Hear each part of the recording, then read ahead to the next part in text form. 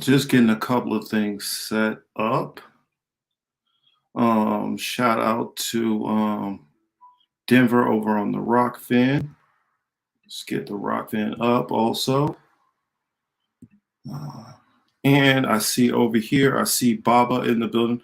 Read these comments first. Actually, let me send Chris a message, double check. I think there was a little bit of a communication error because got a show tonight and doing it tomorrow morning. I think Chris might have got it mixed up.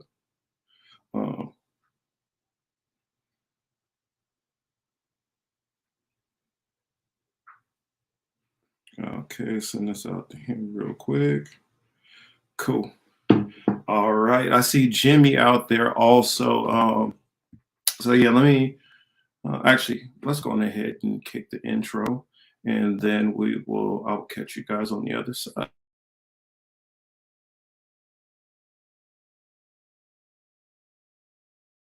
You were here because you have a question. Really get down to understanding this political matrix. Out there, the stunt double. He walked out. He's got an oximeter on his back. I'm like, you gotta keep other. Marcus said on his other show. He was like, American politics is simply pro wrestling. He became afraid of everyone because people were reporting on each other. We're living out Minority Report too as well. And you know why? You know why we know that, boss? Because we've been reporting on it. Yeah, I know. All the black people in this country be willing to take a reservation. That's what the Nation of Islam was asking for.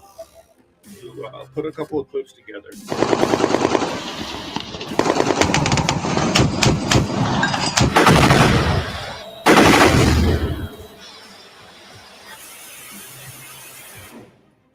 It's crazy to see how much Martin Luther King really began to look like, damn, man, Malcolm was fucking right. I mean, what is the elite's end game? There's this assumption that as a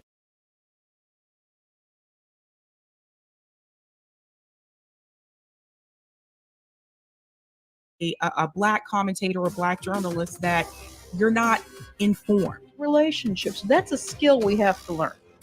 It's even more kind of mind-blowing because we're supposed to be the multicultural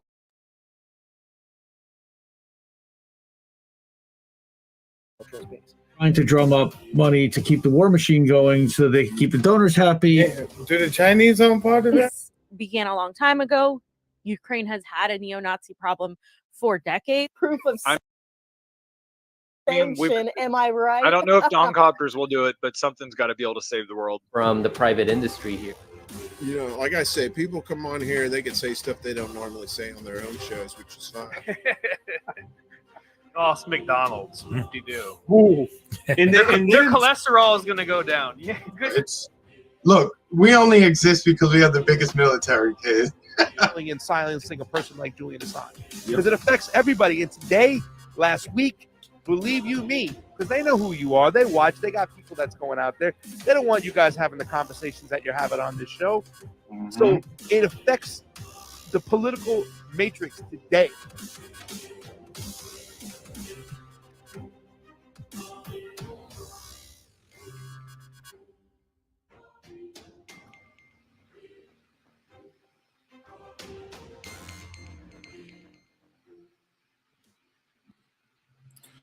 All right, hello, and welcome everybody to the Political Matrix. Waiting on Chris. I'll see. I don't know. Might have been a little mix-up, like I was saying before. But if not, we can always go on ahead full steam. We got all the stories that we need to get into. We got a lot of people. Shout out to Jimmy out there, Mr. Streets, and again, Baba. And I will respond to those comments that you have on the screen. Let me do another double check over to the Rockfin side.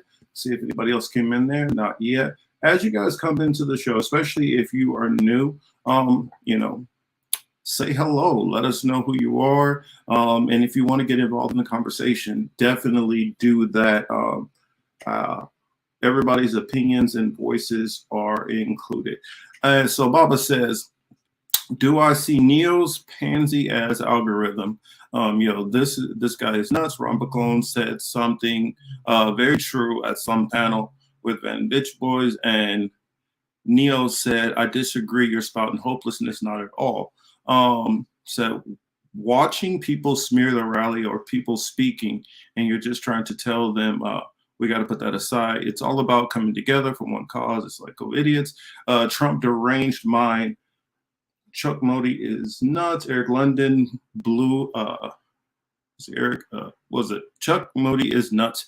Eric London World Socialist website is nuts. You can talk to your blue in the face, telling them it's not about people's beliefs or ideologies. They claim it hurts the movement. No. Okay, so Street says, "What's up with the winter attire? Aren't you in LA?"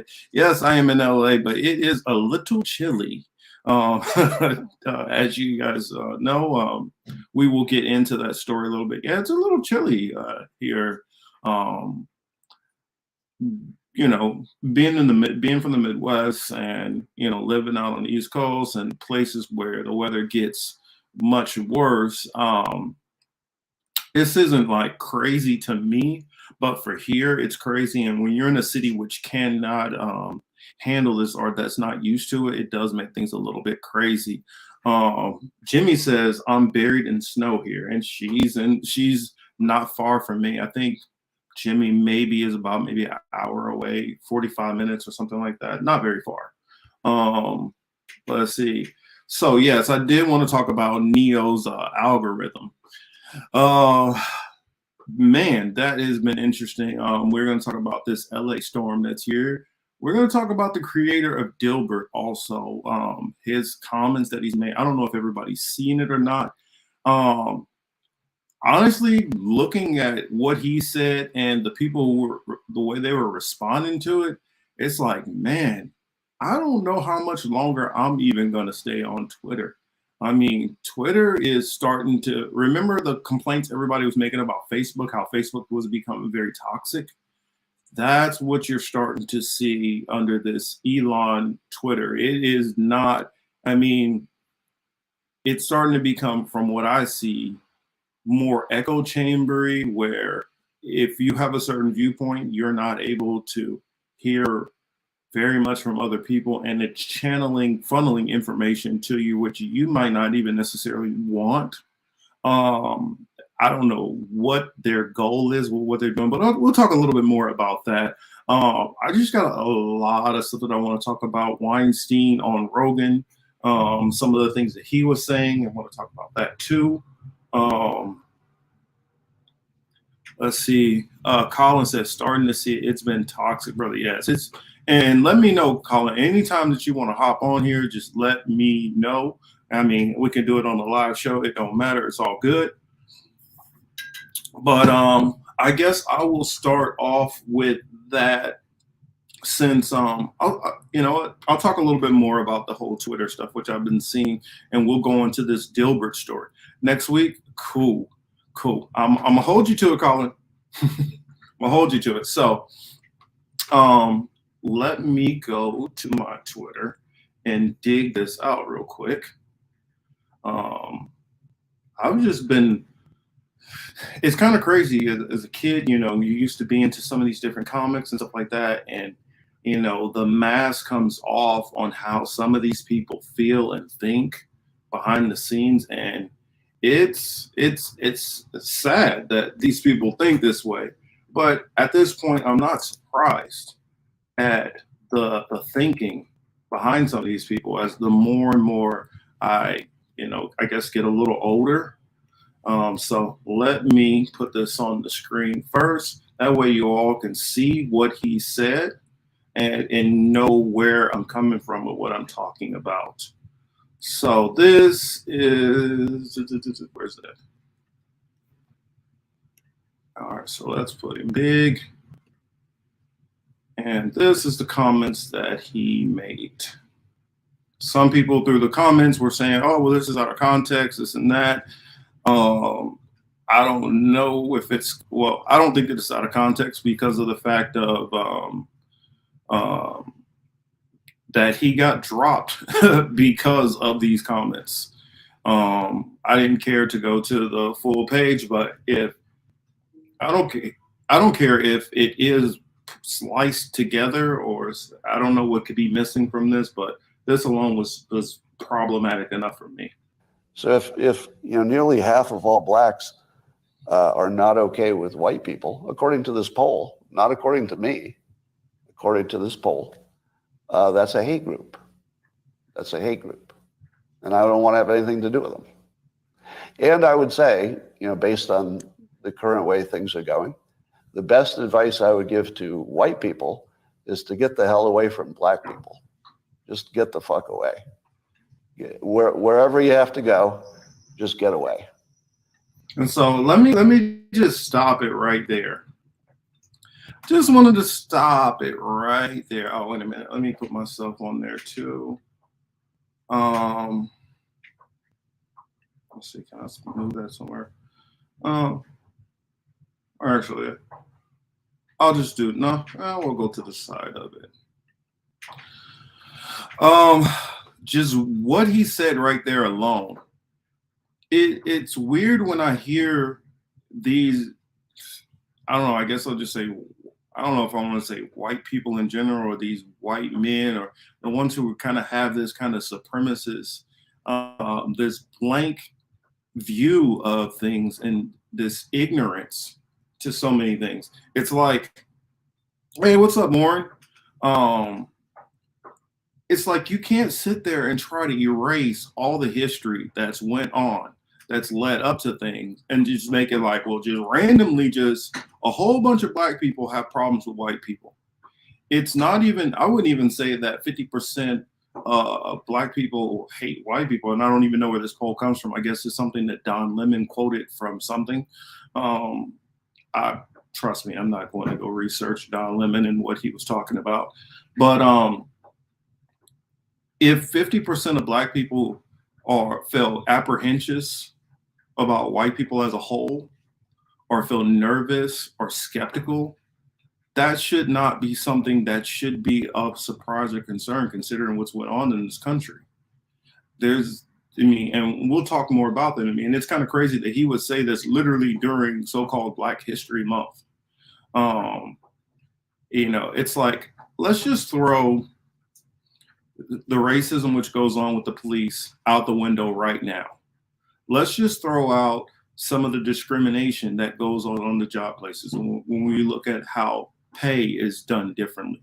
Let's just look at how when black and brown people, go into the legal system, how the sentencing is very, very different.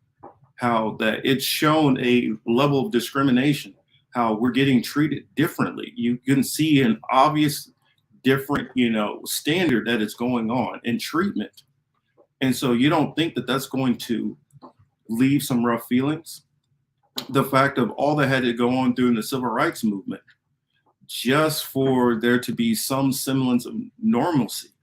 Going back into the Jim Crow that went on there. When black people did try to separate, how many of the different towns and cities were completely burned to the ground? This is somebody who's acting as if there's not reasons for some of these black people to feel the way that they feel. But let's continue. And I'll go to some of the comments also in there, because the comments is what I'm saying. It almost makes me feel like getting off Twitter, because it's almost like Twitter is encouraging the most toxic, kind of more white supremacist, racist behavior and mentality on its platform. And it's starting to do what Facebook was doing. That's why a lot of people were fleeing off Facebook, because Facebook was either you can be a basically typical MAGA and racist, or you are blue MAGA. There's no room for any kind of leftist or kind of independent moderate thinking. It's only the people who are fighting mostly the culture war.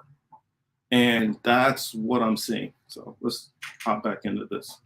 Because there's no fixing this. This can't be fixed. Right. There is plenty of fixing this that you could do. When you deal with black people in general, they're some of the most forgiving people. Think about the Amber Geiger situation. She walks into the wrong apartment. The story that we're given, walks into the wrong apartment, shoots and kills Botham John. His parents are literally sitting there in the courtroom crying and praying for her and feeling bad that she even has to be sentenced and go to prison for killing their son.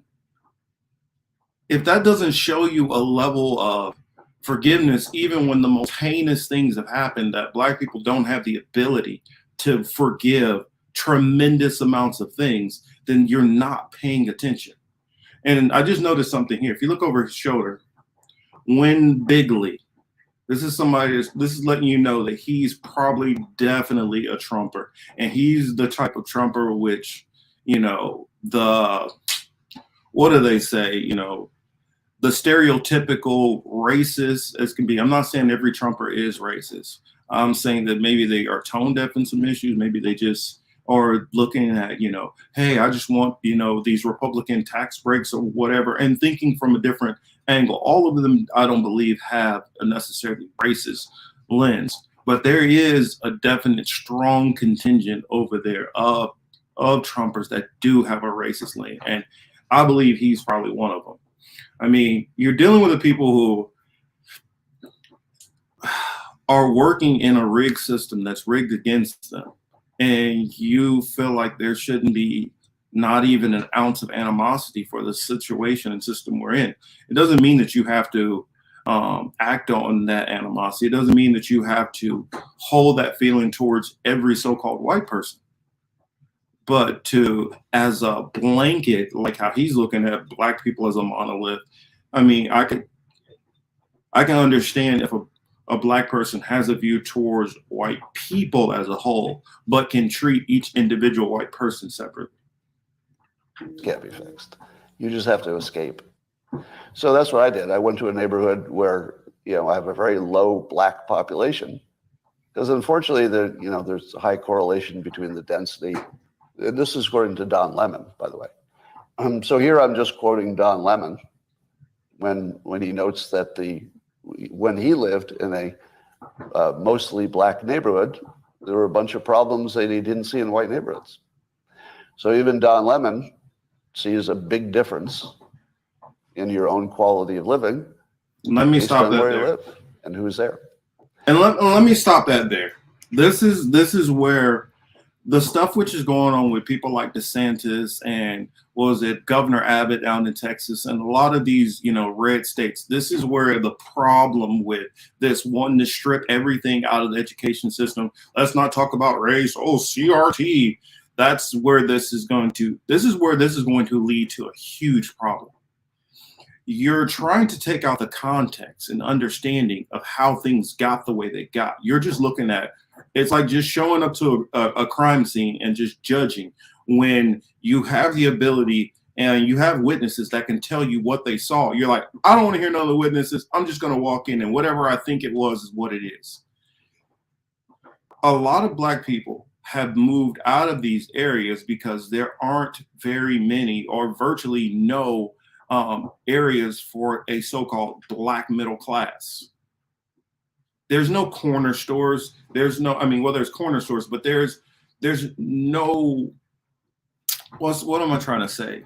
A lot of the main businesses that used to be in the Black community, if you go back into the 50s, the 60s, the 70s, even the early 80s, a lot of them have moved out of the area. So if you don't have a Black tailor shop, you don't have, a Black seamstress, you don't have a Black-owned movie theater, you don't have a Black-owned hardware store, you don't have all of these businesses anymore. What does a person have to do? They end up having to move because they don't have these necessities no longer in the community. And so what you've done is the wealthier Black people to the middle-class Black people have left from these areas because there's no businesses to supply the things that they need. And so what you have behind in these communities is you have the lower income, the people who are struggling more in these communities. So when you talk about these Black neighborhoods, what you're talking about is the most impoverished of most of the Black people. That's the communities you're actually talking about. And so that's like comparing, white communities, that's like comparing it to the trailer parks or comparing it to the people who live in, what do they call them? The hillbilly areas. That's like saying, this is the white neighborhoods.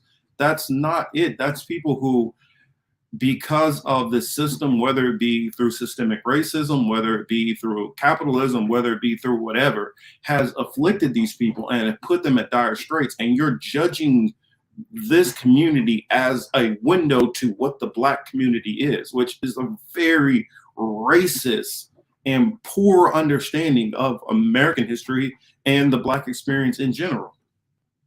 But let's continue with this idiocy. So I think it makes no sense whatsoever as a white citizen of America to try to help Black citizens anymore. But in what way have you helped Black citizens? Please explain how white America in general has helped Black citizens. In fact, most Black citizens, and I'm not saying every single one, I'm saying this system, most white citizens in general have done their best to not help Black citizens. This is what I try to explain to people. Hold on, I think I got Chris here. All right, there he is. What most of them don't understand is the Black citizens, for the most part, have not been helped, have really not been helped. And even if you say, well, I tried to help, for every white person who is trying to help, there's 10 more white people who are doing the exact opposite. I don't know. You hearing what I'm saying, Chris? You agree? Let's see. Oh, you're on mute, sir. Street says, ironic to tell a man, pull up your bootstraps when you don't own a pair of boots. Martin Luther King. Exactly. You tear down these communities and then be surprised that they're not equal. Let's go back to some of these comments. Yeah, the argument is comical. Been around for a while now. I call BS. Yeah, this is how the white supremacist. I was listening. To what you were saying. Street says, ironic to tell a man, I hear the pull up your bootstraps when you don't own a pair of boots. Martin Luther King. Exactly. You got the tear down these communities. Whatchamacallit still playing? YouTube still playing. That they're not equal. Let's go back to some of these comments. Yeah, the argument is comical. Been around for a while now. Marcus, can you? Yeah, this is how I still hear the YouTube. The white I was listening. Oh, you must got a heavy delay. Can you hear me, Marcus? Yeah, I can hear you. Oh, okay. You know what? I had you playing on the phone still, so it was messing me up. But anyway, no, I was listening to, I was following what you were saying backstage before I came in, right? It was just, I saw this quote controversy earlier today. I didn't know what to make of it, though. You know what I'm saying? I do think it is funny, though, when he said 50% of Black people don't like white people. I don't think that. But my advice to white folks is stay away from Black people.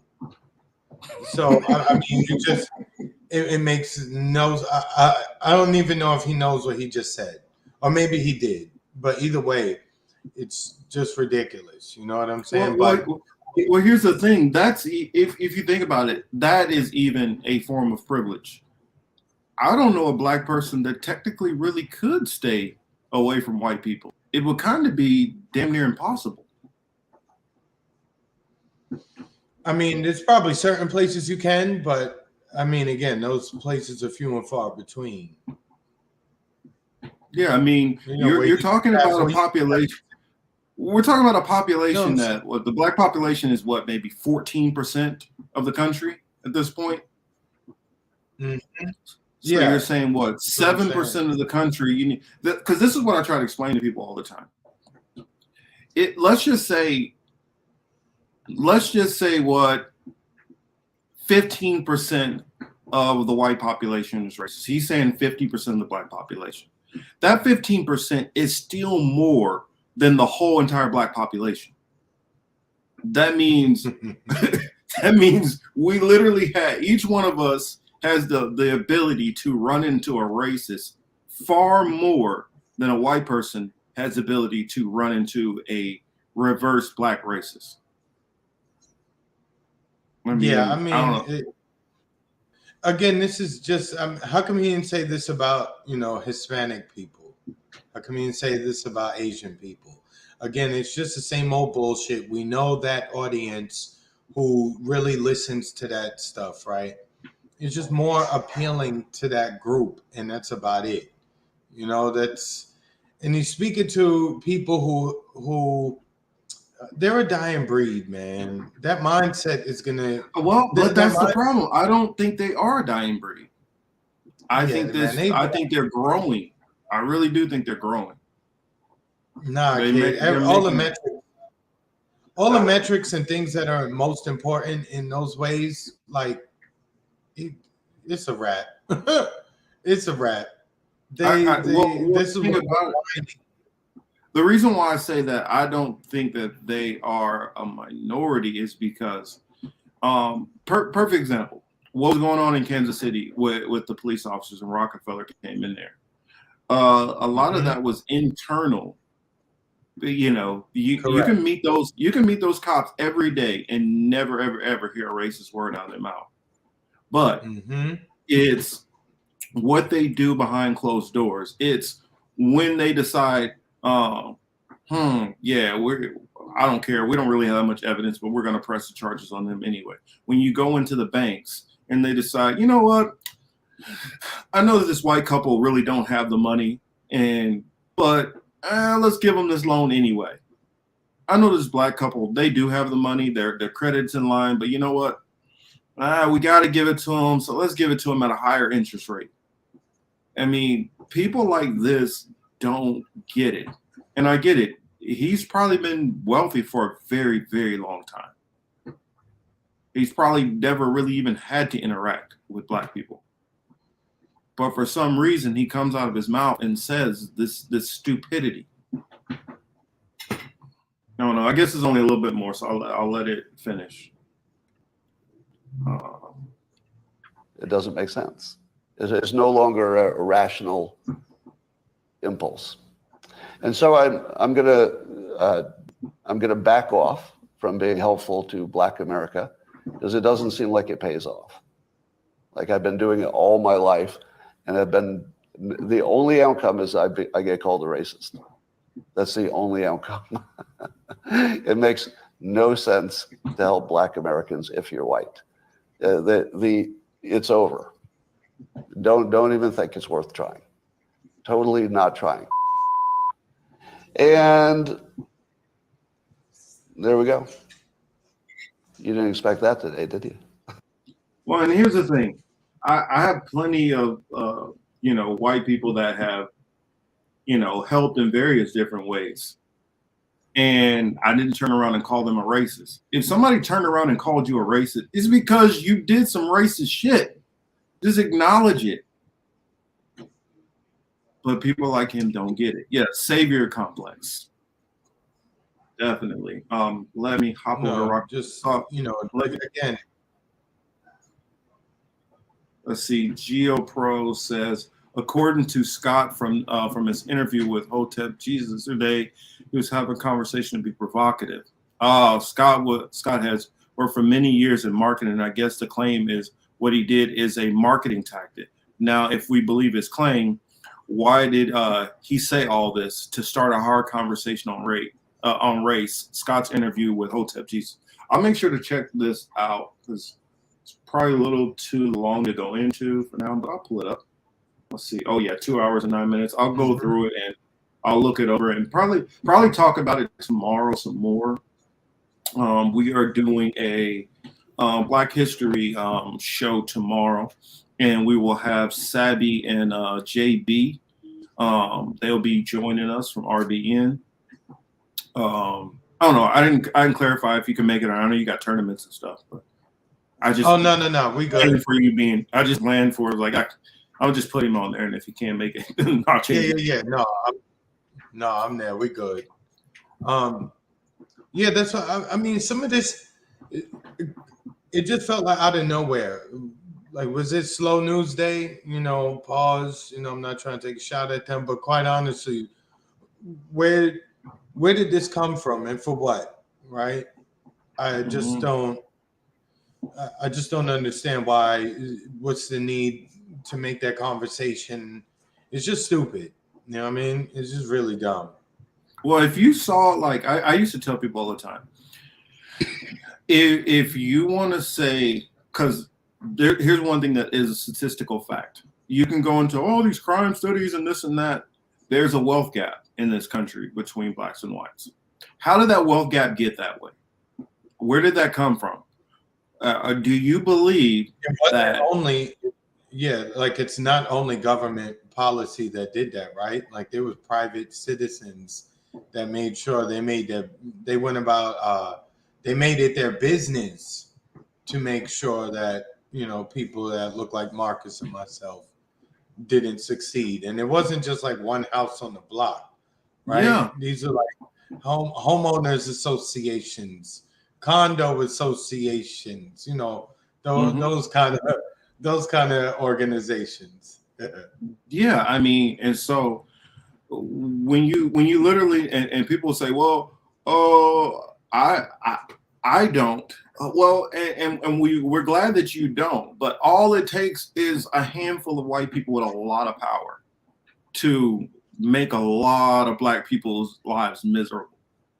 I mean, when they're doing these banking policies, it didn't take for every person in the bank to be racist. It just took for the person who was at the top, who's approving the loans, to decide yes, no. I mean, and that's how a lot of these things go. Generational wealth. But think about it, Baba, where does that generational wealth come from? A good chunk of it comes from slavery, but not all of it does. Another portion comes from when blacks were not allowed to be able to buy land in certain areas. And so if you put all these stopgaps and hurdles in front of people so that they don't have the same opportunities, yes, home ownership. If you stop them from having these opportunities, stop them from being able to get land, and land, home ownership, that is tied to wealth. If you stop people from getting the same thing for you for decades, even centuries, of course you're going to have more wealth. It's just common sense. But a lot of these people are literally the dumbest people ever. Ironically, you know, he says white people move away. Well, I guess not every white person or, you know, white families taking this advice, because in cities like New York, white folks are moving to black neighborhoods in larger and larger numbers. Granted, we could joke about, you know, neighborhoods being changed around, but let's face it, they're going to Bedford-Stuyvesant. They're going to Harlem. They go into these places. So when I hear him say things like that, I ask myself a couple questions, like, where do you live? Do you even have children? Like, you know, what is your day-to-day about? But then I look at somebody like him, you know, he's got some money, right? He's just doing this shit to spark conversation and to expose people, to get people to expose themselves. I don't even think he exposed himself. It's just one of those things where, So like, you think that he doesn't really hold to those beliefs? He's just kind of baiting racists to come out and spill the beans on themselves. Yeah, and I don't necessarily think like he's doing this like for some altruistic reasons. I just believe, you know, it's just shit to do for these people. They bored. Like, you know what I'm saying? They want to control, you know, they want to control your emotions, our emotions, everyone's emotions. So they say stupid shit like this, knowing that it's going to go viral more than likely. People are going to talk about it. You know, we're speaking about it now. But really, who is this dude? All right, you created Dilbert, a cartoon that nobody into that shit no more. This next generation coming up don't know who this guy is. That's what I mean. He's talking to he's talking to a dying breed. The youth, they're not into that. Straight up. Well, they might not be into Dilbert, but I mean, if you look at a lot of these, yeah, but if you look at a lot of these replacement theory people, they are younger. This crowd is like a 20 to 30-year-olds mostly. These incels that think like that, they are younger. Yeah, some of them, but all that tells me is that they live somewhere in some landlocked part of the country, and they are gonna stay there and probably die there, right? That's all that tells me. Because look, even if you're white these days, you can't be walking around the streets in these metropolises, right, where all the jobs are, and be saying fuck niggas, or I hate Chinese people, or I hate Jewish people, or I hate Spanish people, whatever. They can't get away with that, like, to that extent these days. Yeah, in the metropolis, yeah, but there's still big chunks in the middle of the country in the South where they can't get away with that. Correct. They could, and they're gonna stay there. And you look at those towns; those numbers are dwindling. That's why when we look across the board, the people who have that mindset, their numbers is dwindling all the time, and they dying more than they giving birth. Again, I mean, people not sticking. I would around agree for with that, but so they just loud desperation. Maybe that's what it is. Maybe they're just more loud about it because they're on their last gasp or something. But, yeah, I look at it like it's like the slug in the summertime when you go get the salt and you pour the salt on the slug. It's moving faster than you ever seen it, right? So that's all it is. But the end is inevitable. You can't harbor such negativity and such ignorance and think that your bloodline is going to, or that your species is going to thrive, right? Unless you're cheating the system like a motherfucker. And most of the people we talk about with this mindset are poor as shit. You know what I mean? Well, but on that token, then what do you say for the FBA crowd? Because a lot of them, they are, they're anti-Latino, they're anti-Caribbean, they're anti-white, they're anti-Arab, they're anti-immigrant, literally, they're like, if you don't go back to two parents that both go back to the transatlantic slave trade, who live in the South, then F you. Yeah, if your people don't come from Mississippi, Alabama, Georgia, South Carolina, North Florida, and two black parents. Yeah, then two American black parents. Yeah. I mean, I don't know what to say to them if they are like. If your position is that this is your place, you should get the bigger piece of the pie because your people have been here toiling in this hellhole longer than others. I can't say nothing to that. You know what I'm saying? All right, cool. You're entitled to your mindset. The reality is what the reality is. You're going to suffer like the rest of the niggas. I mean, I guess technically... Right? You can lump them in with that same thinking, or people who agree with that Dilbert clip, because I look at it like yeah. If you think that you can fight this battle on your own, for one, the black population is about 13-14%, and then if you factor in how many of those that are Afro-Latinos or Afro-Caribbean, and you take them out of the equation. Now you're sitting up there looking at probably half of the population. Now, out of that half of the population that agrees with you, you're like 4 to 5% thinking that the 4 to 5% of you alone are going to be able to fight and get reparations and all this stuff. I'm like, I don't get the logic behind the Tariq Nasheed crowd. Or even Dr. Claude Anderson, who pushes, we need to be going after the Native Americans for reparations too. And I'm like, really? See, to me, those are 20th century arguments, quite honestly. Like the dynamic has changed, things have changed. That's a 20th century discussion. That's a 19th to 20th century discussion. You know, we're on to some different things right now, and how we're going to survive in this 21st century. Right, Yeah. because half the motherfuckers, because half the people screaming about reparations and all these other things, if you gave them a bag now, they would give them money right back to the same freaking institutions that have jerked them anyway. So, you know, it is what it is. Yeah, I'm not with the. If you guys don't know, I do support like reparations, but I'm not with the whole what is it, the foundational Black American nonsense. I think a lot of them is they don't know they ask from a hole in the ground, honestly. They really are fighting a feudal battle. Hamza, I did see it. And I'm gonna talk about Ukraine in a minute. So I'm gonna keep that in mind. Remind me, Hamza, I will bring up Ukraine.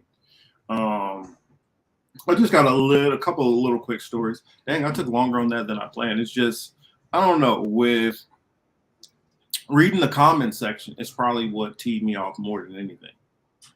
I mean, literally, these people are making it like, no, look at this cute little white girl who's just playing with a squirrel. And here's a Black kid who he has a gun. And he's talking about, give me your money. And it's making it like they literally believe that, I guess, Black people have some kind of violent, robbery, crime gene in them. Marcus, doesn't that tell you that they don't be outside, they don't deal with us, they don't see us, they really are stuck in a room? If your thought about Black people is Chicago and they rob each other, you don't go outside. You have no experience. You have nothing to go off. You're totally in the metaverse already. Even as you cry about and sit in your room and also cry about Zuckerberg and the elite and the rest of it and the deep state, you're a deep state idiot because you're sitting in the room talking that dumb shit. Well, most of us going to work doing this. Most of us is going to work doing what we got to do. You know what I'm saying? Yeah, I hear you. I mean, yeah, let's go on ahead. It's gonna be a rough transition, but dang, goodness gracious, all this stuff. You know, it's all right. Sometimes you got crash landing. You just fix the ship and then you take off. But I got a couple of stories. Dang, I didn't realize all of these were Ukraine connected. I have these other stories that I have. Well, it's not the only ones that's Ukraine connected. But let's see. What did I want to talk? Oh yeah, let's hop back over to the storms and stuff out here. Have you noticed what's been going on out here? No. What is it? It's a little rough. It's a little rough out here. Let's see. Dang, I thought I had that story there, but hold on, I'll pull it. Actually, I'll just show you guys my timeline, which I'm seeing here on Twitter as far as, you know, the weather here. There's plenty of good links. Yeah, I've seen a couple Karens. I've dealt with a couple. You know, they're very interesting people.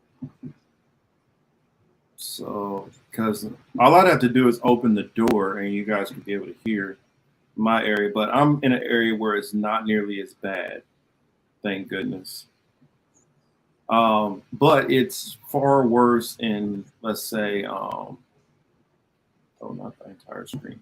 Marcus, what? It's cold over there by you? Yeah, it's been cold and literally raining the whole time. Well, snow and everything. I mean, it's not cold to me. I'm not tripping. Oh damn! Got a little look. Got a little. Okay. Little, you know that's cute. Got a little hail going out here. Yeah, but they can't handle it out here. Oh, this was hilarious. This was hilarious. Hold on. Oh, I almost just kicked that rock. I'm not gonna fall. Yeah, bro, I do.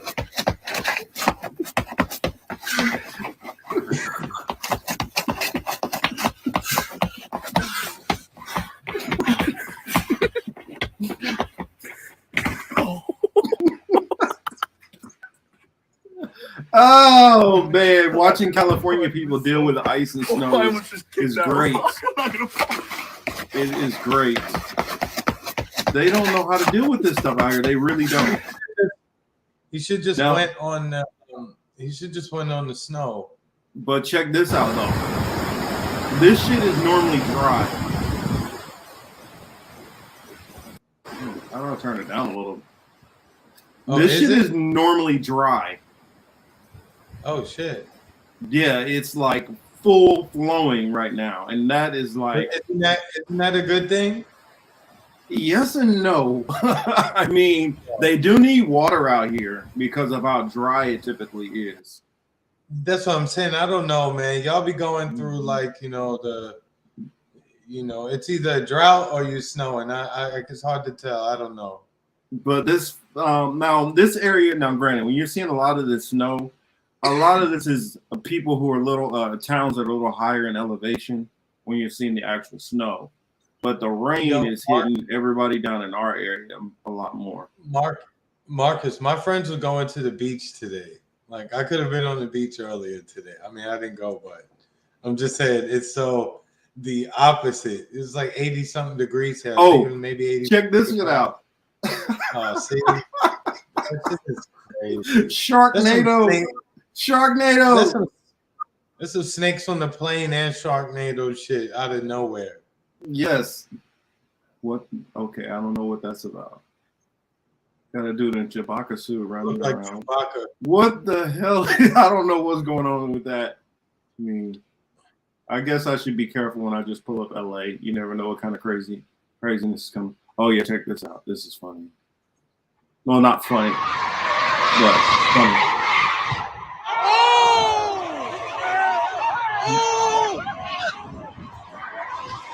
Take it off, take it off, take it off, take it off. Take it off, take it off. Yeah. Take it out, take it off. Just a typical day out here in LA.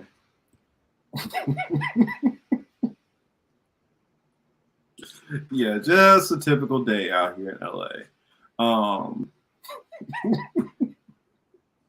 Yes, Cali is right on the fault line. Yeah, shit's rough.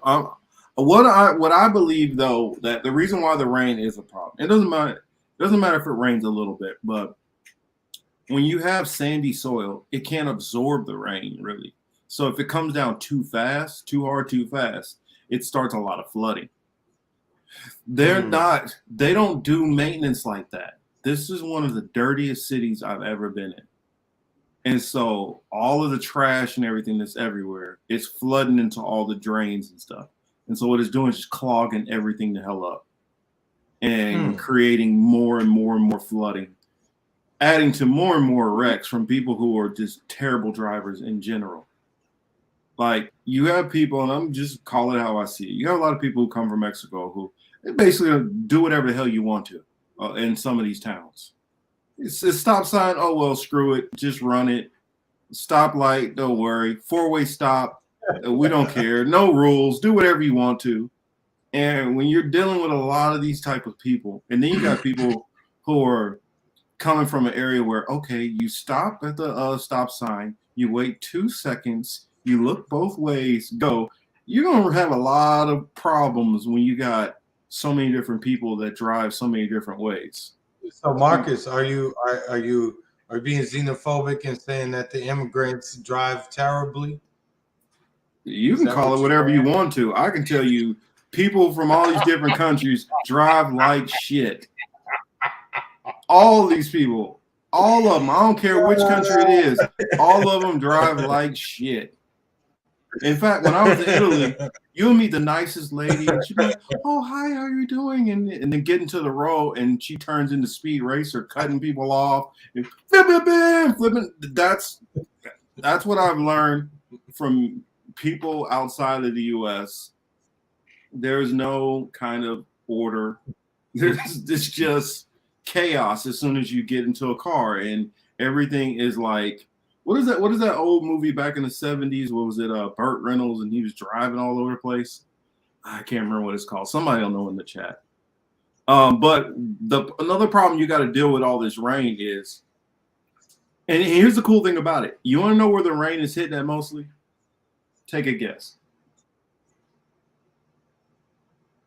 Take a guess, Chris. What part of LA do you think the rain is? And it's not in the hood. No. That's the great Cannonball Run. Yeah. India. Hey, there's a lot of Indians here too. That's what I'm saying. All these different immigrants drive crazy. They all drive like fuck my life. I don't care. I'm calling how I see it. All you motherfuckers are crazy.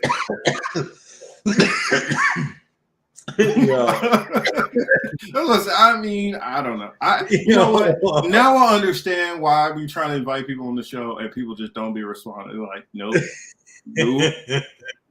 Nah, he's dangerous. He's dangerous. So a definite extra shout out to the people who do come on this channel. And y'all don't know, Chris, tell them, am I lying when I say this is the censored version of me? Yeah, this is light work. This is like light. I'm far worse if I uncensored. Oh, y'all couldn't handle the regular me. It's just too much. Boy, you know what my ringer used to be back in the day? That whole Kanye song, Wait Till I Get My Money Right. Then you can't tell me nothing, right? Mm-hmm. Man, I already told somebody the other day, I said, you know, I probably would have lost my license in about 30 states by now if I was rich. Because I'd be like, I got the money to pay tickets. Fuck it. I don't care. But what was that? Yes. Let me go back up to that comment. What was it? Oh, what I was saying, most of the rain is hitting in like Hollywood, Burbank Studios area, next to the Warner Brothers lots. It's hitting all the wealthy areas. And guess what? Here, see, it's a 1-2 punch. Because you know what happens with a lot of rain here after that? See, in Florida, there's no hills. You know, mountains. Okay. So all these rich houses out in Malibu and stuff, when they get all this rain, guarantee you, mudslides are coming next week. So you're about to have some of the most expensive properties in the world about to face some serious damage. And I'm telling you, it's getting chaotic out here. It's definitely getting chaotic. And then I wonder, like right now, it's not. I probably shouldn't make a joke about this. I probably shouldn't, but I am. There's a lot of homeless shelters out here. They'll be like, hey, you guys can come in here. This is perfectly fine. And plenty of them, they'll take advantage, but there's a big chunk that be like, nope, I'm fine out here. I got my little thing set up. I got my boombox radio. I can go when I come and please. Until shit like this happens. Now what you gonna do? And they're able to be like, man, I'll just take my chances because it don't rain like that out here. But now that it's like I'm like, yo, like I told Liz, I said, this is Midwest rain. Midwest, it will rain for 3 weeks straight. It just get a little bit lighter and then get super heavy, lightning and everything, then go back down mild. We can sustain that. But California, they can't sustain days at a time continuous rain. How many days handle it? It started, what was it? It started Thursday night. It was off and on a little bit Friday. And it's been raining literally since Friday when I got off work, nonstop now. Like even 24 hours straight of rain is chaotic for here. It literally can't handle it. It's so crazy. Like I said, man. Mr. Street says, I really didn't want to comment, but Mark is fucking absolutely right. I drive defensively and this shit. Yep. I'm telling you, I watch so many people like, you about to get into a car accident. And a couple miles down the road, yep, you dumbass. I knew it was going to happen. And the crazy part about it is a lot of these people drive like this, and they might not even have a job. It's not like you trying to make it anywhere where you need to go. It's like I just want to rush and get over there to dinner plans. I get it if you on like that warning at work and you're like, your ass is late one more time, you getting fired. But no, that's not what most of these people are rushing around. That's not their reason. And we went from the 70s for like 2 weeks to like now we're back mid 80s. Mm-hmm. So it's hot. It's starting to get hot all over again. Oh yeah, Warren is right. He says, when I lived in LA, I never drove on the freeway when it was raining because people didn't know how to drive in it. Well, now if you, I'm watching cars that are literally stuck on the 405. Like, I mean, people have to get out and get on the roof because they literally, yeah. Some of these on ramps and off ramps have gotten flooded. And so if you don't drive all the way up on the shoulder, you're just stuck. This is on the highway, Chris. It's jacking the city up for real. So what is it, man? If you're not from certain neighborhoods, just the rest of Cali's just like it's in some areas like, okay, yeah, if you go down this street, it's gonna be like big giant puddles. Or, okay, stay. You know how when it'll rain real bad and you just got to swerve off to the other side of the street and you can't go down this one side? You got some of that going on. But some of these areas, like the whole town is just done right now. You got wrecks right and left. It's just crazy. People here don't stop at signs or in street side. Yeah, that's the reason why they literally have a term for it. Cali stops. You know what a Cali stop is, Chris? No, what is that? It's like when you pull up to the stop sign, you just touch your brake and keep going. You don't even come to close to a full stop. It's just like a slowdown. There's a lot of that going on out here. Plus, why a lot of wrecks out here. So it's just a lot of piss poor driving. I see Copeland Morris is in the building. Good to see you, Copeland. No, they says, I've fallen on my ass the nights before. I feel his pain and embarrassment. There's a lot of that going on right now because these people are feeling it. I've fallen on the ice several times in my lifetime. You know what any of us who grew up in those areas, all of us have failed at least once. Yeah. I mean, I'm just not living in it no more. I'll go visit. I'll put my toe in the water and that's about it. But I do want to go see some snow though. I want to go like snowboarding, skiing, shit. I do miss some snowboarding and sledding. Yeah, just something in the snow where I can have some hot chocolate and not sweat at the same time. I drink it here. It don't make no sense. It's hot as fuck. See, for me, I mean, we could just literally just go up to Big Bear and got some snow up there. Just like that's what you saw like on the Fresh Prince when they, when him and Uncle Phil and all them, they go up there and it's all snowy. That's where they were going. They were just like going up into the mountains somewhere. Yeah, here, 8 o'clock in the morning, drinking your coffee outside in the sun, you sweat. He said, I'm calling it a Cali stop now, annoying my friends.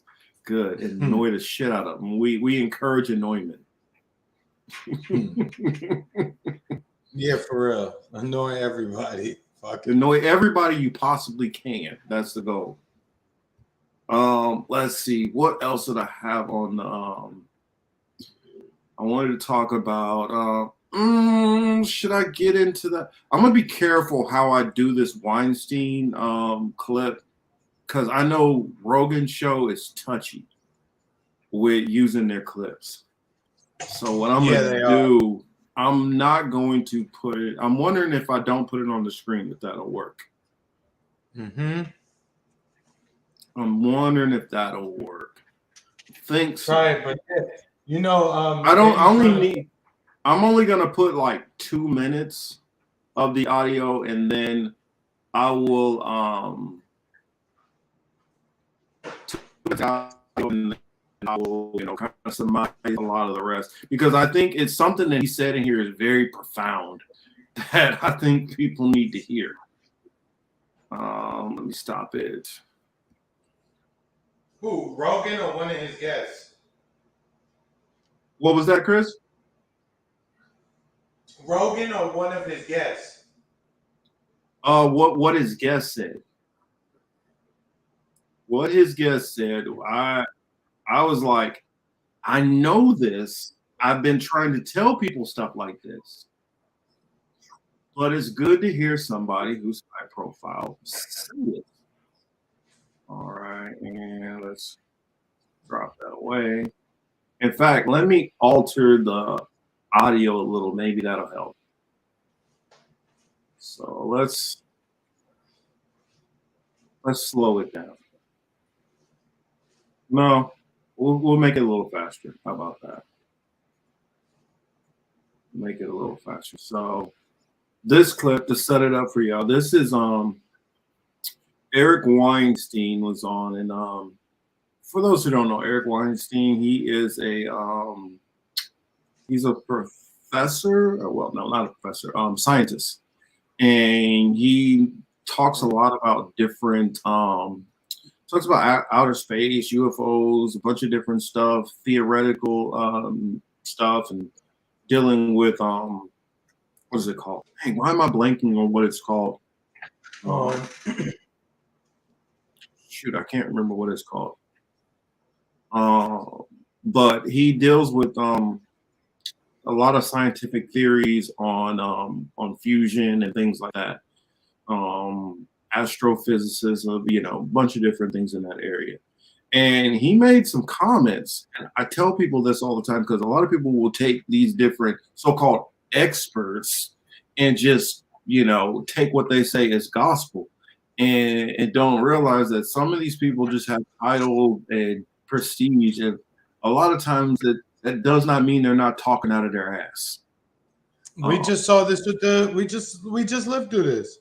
I don't know Yipper, but I mean, I would assume he's probably not, maybe not directly, but I bet you go back further enough and some cousins here and there. But here, let's play. And I'm only gonna play like the first couple of minutes. It says a lot just there. I mean, I do recommend going to check out this whole, was it 14-minute clip? It's called We May Be Faking a UFO it's called We May Be Faking a UFO Situation, Skepticism Over Current State of UFOs. Here it is. Called by somebody from inside. And what I think they're doing, first of all, one, we may be faking a UFO situation for reasons that I don't understand. If we are faking a UFO situation, do you think that there's technology that's available to people in the United States that is beyond our current understanding of what's possible? 90% no. 90% no. Because Wow. it's very hard. It's very hard to imagine physicists continuing to work on nothing for their entire career. The number of people who are going to be retiring shortly, having never actually done physics as a physicist. We're talking about wasted lives. People are going to be very weird when they realize that they blew their entire career. And I believe I can say what many of these problems are. And if you want to humiliate me at a leading university, just ask me to talk. You can put it on video. You don't realize how many things the standard model has subtly wrong when we explain it to people. It's not that the Lagrangian is wrong, not that the rules are wrong, but we say wrong stuff. We say, like, there are 3 generations that are only of matter that are only distinguished by mass. In other words, there's 3 copies of this stuff here. This is like the wood version, and then there's the plastic version, and then there's the metal version. There aren't 3, there are 2 generations plus an extra imposter generation, which looks like a generation. I mean, I can get into these things. And that should be a provocation. Somebody says, let's call this guy up, have him out, and figure out what he's talking about. Doesn't matter. I don't think we're doing physics. What do you think they're doing? I think we are playing paintball rather than going to war, and we're giving prizes for generals who command the best paintball army. And then we're referencing everyone else who's actually trying to figure out how to fight to, well, have you submitted to the paintball competition? It's like, no, I don't want to do paintball. I understand that it keeps your skills up. I understand that some of them are transferable. So do you guys get what he's saying here? He's basically telling you that a lot of these dudes talk out of their ass. This is all theory. They don't really know a lot of what they're talking about here.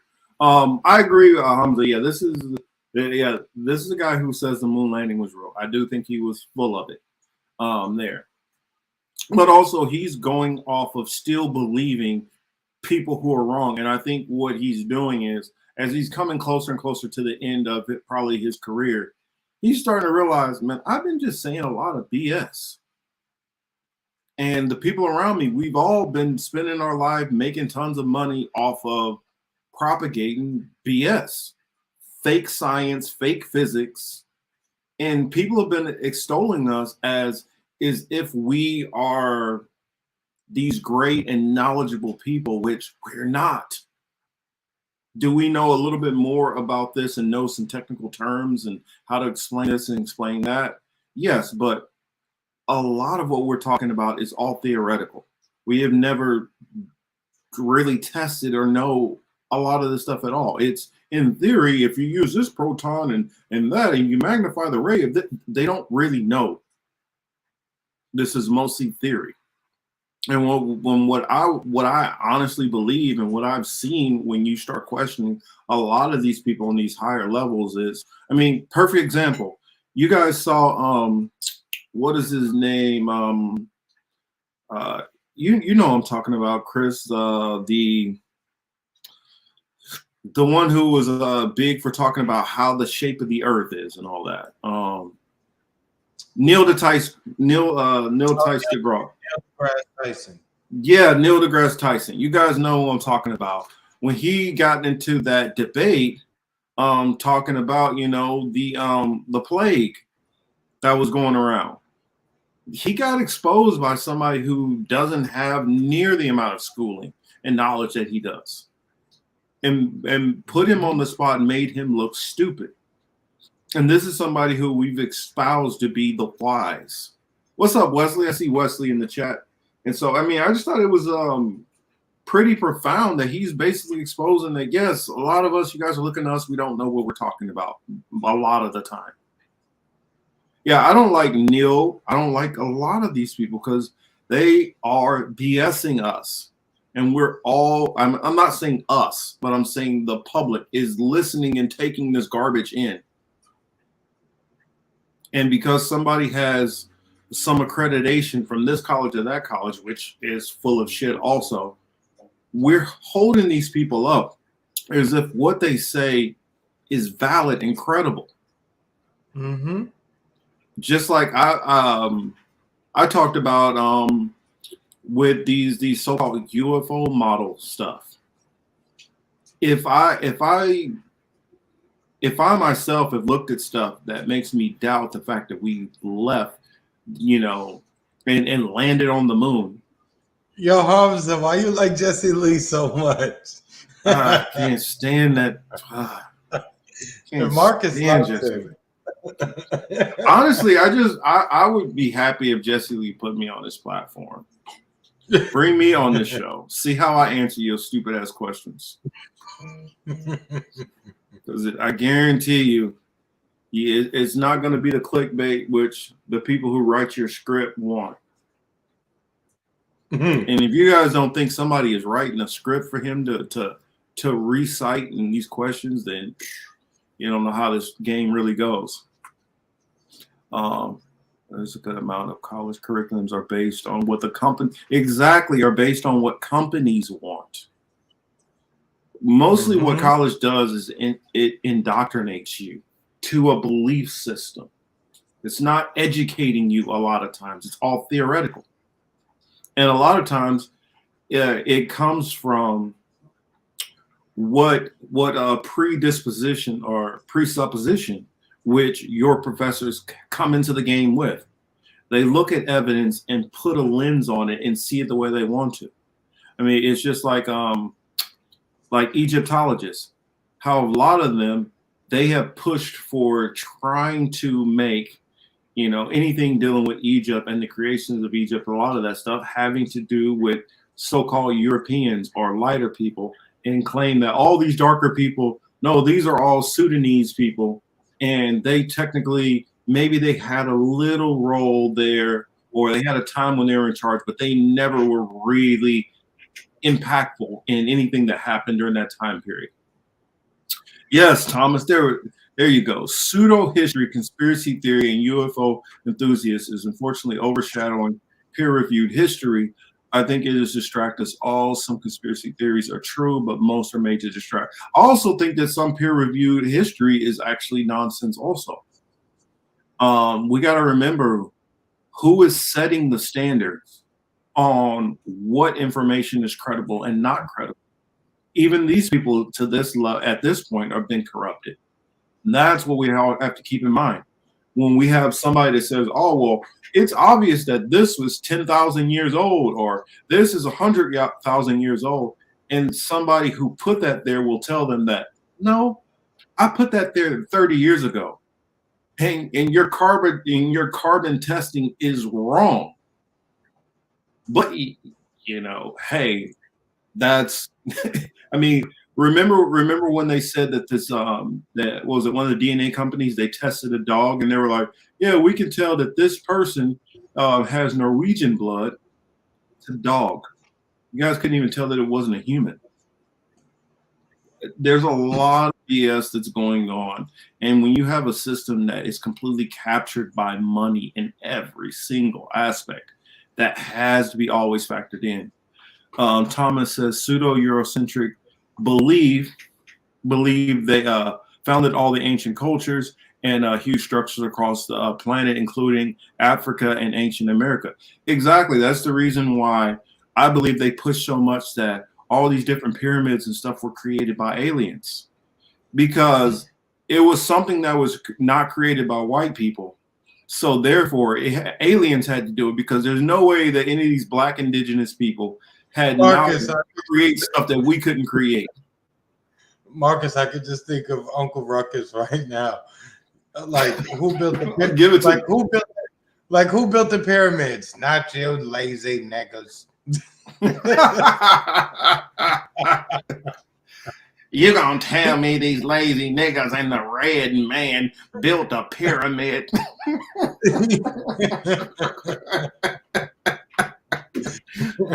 You couldn't do it without the white man. You're lying. Like, you know what I mean? He would say something wild like that. Oh, you know thank God for the glorious white man for saving all these black and red savages.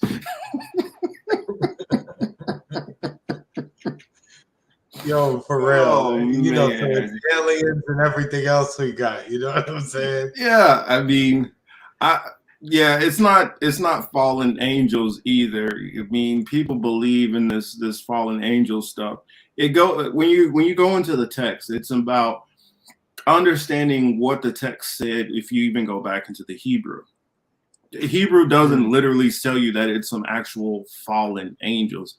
It literally says, and then you got to get into the understanding of the words and all that. That gets into a deeper conversation. That's definitely something for Mundus Ultra. That's definitely something for that show. Because I mean, like for instance, I'm not saying for a fact that there weren't some giant, 100-foot giants. I don't believe there were, but back in those time periods, you got to remember the average person was like 4 foot, 5 foot tall. If you had Shaq coming around, that is a fucking giant. Yeah. Period. That's a giant. And I mean, I think, and also we got to like, if anybody who's actually like read the Bible, it gives like crazy exaggerations all the time. And then it literally tells you like, it's like a rapper. Rappers give euphemisms all the time. It gives references. The Bible does the same exact thing, but some people take some of this shit like literal, like complete literal. And it's like, it's oh goodness. I mean, it's a lot more practical than y'all realize. A lot more practice. So human giant skulls are a lie. I'm not for sure that they're a lie, but I wouldn't doubt that they're a lie. I mean, there are such thing as hoaxes all the time. They do create stuff all the time just to get some prestige. I think like this. If we did have these giants, then I guess there was only a handful of them, because they can only find a couple. Now, if there were giants like that, I would imagine that the giant would have to breed with another giant therefore having giant children, therefore possibly having a whole village of giants. Oh, this jokes all in this topic right here. Yeah, I know, but that's what I'm saying. If there's not all these, and what I'm saying is, okay, people don't believe the flood. People believe the ice age. Okay, well, then it's possible that all of that stuff died during the ice age. I don't believe so, but it's possible. I mean, the oceans, only what, like 5 to 10% of the oceans as a max have been discovered. Antarctica is virtually like, most people don't know what the hell's up under all the ice. Who knows? I mean, I don't believe that, but I'm not going to fault anybody else who believes that. Yes, giantism is a real but rare, but very rare. Yeah, there are people who could have been easily 9-10 feet tall. That would be a damn giant, definitely. But I don't believe 100-foot people is walking around, or 30-foot people. I don't believe that. Yeah, I mean, because now if you showed me like we're able to find like 50 of them at least, where you can show that there was some kind of breeding process. Huh? I said Warren is something else. Warren's a trip. I already know when we have that Mundus special, it's gonna be off the chain. We're gonna get into some interesting stuff. A rough guide to the intellectual dark web person, Shapiro Harris and Weinstein. I don't know. That sounds interesting. I'm gonna have to look into what you are talking about over here. What's up, Max Headroom? I see Derek. People call it California. Oh, I'm sorry, a little bit behind on some of those chats, but yeah. Now let's hop back over to what was it? So the Weinstein thing, also what he was saying a little bit later in there, though. That's the reason why I say I do recommend going to go check out the whole thing. Dang, we went kind of a little Joe Rogan for a minute, didn't we? But I say check out the rest of that Epstein Weinstein. I said Epstein. Oh shit, they all the same. I mean, they're not all the same, but you know what I mean. Chris knows what I mean. Getting myself in trouble. Yes, they found an ancient 8'6" skeletal remain in Mexico. Scientists said they had giantism. Yeah, I completely believe that. I believe that's legitimate. But I saw this one where this guy came out. He was like, "Yeah, man, I saw like this 30-foot giant. He was living on by himself, and he killed like my whole platoon." And I'm like, "Okay, all right, I believe that."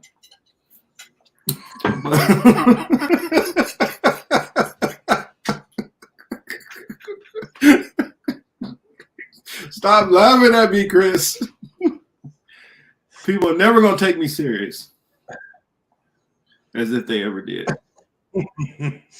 Yeah, 30-foot seems way too much. I mean, I believe that there's extremes. I mean, there's some rare people, but yeah, nobody want that 30-foot, huh?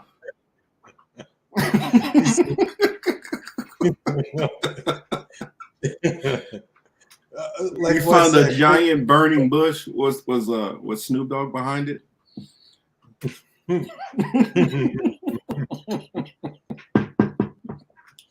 Oh man, but he was talking about getting into nuclear bombs. I thought that was kind of interesting.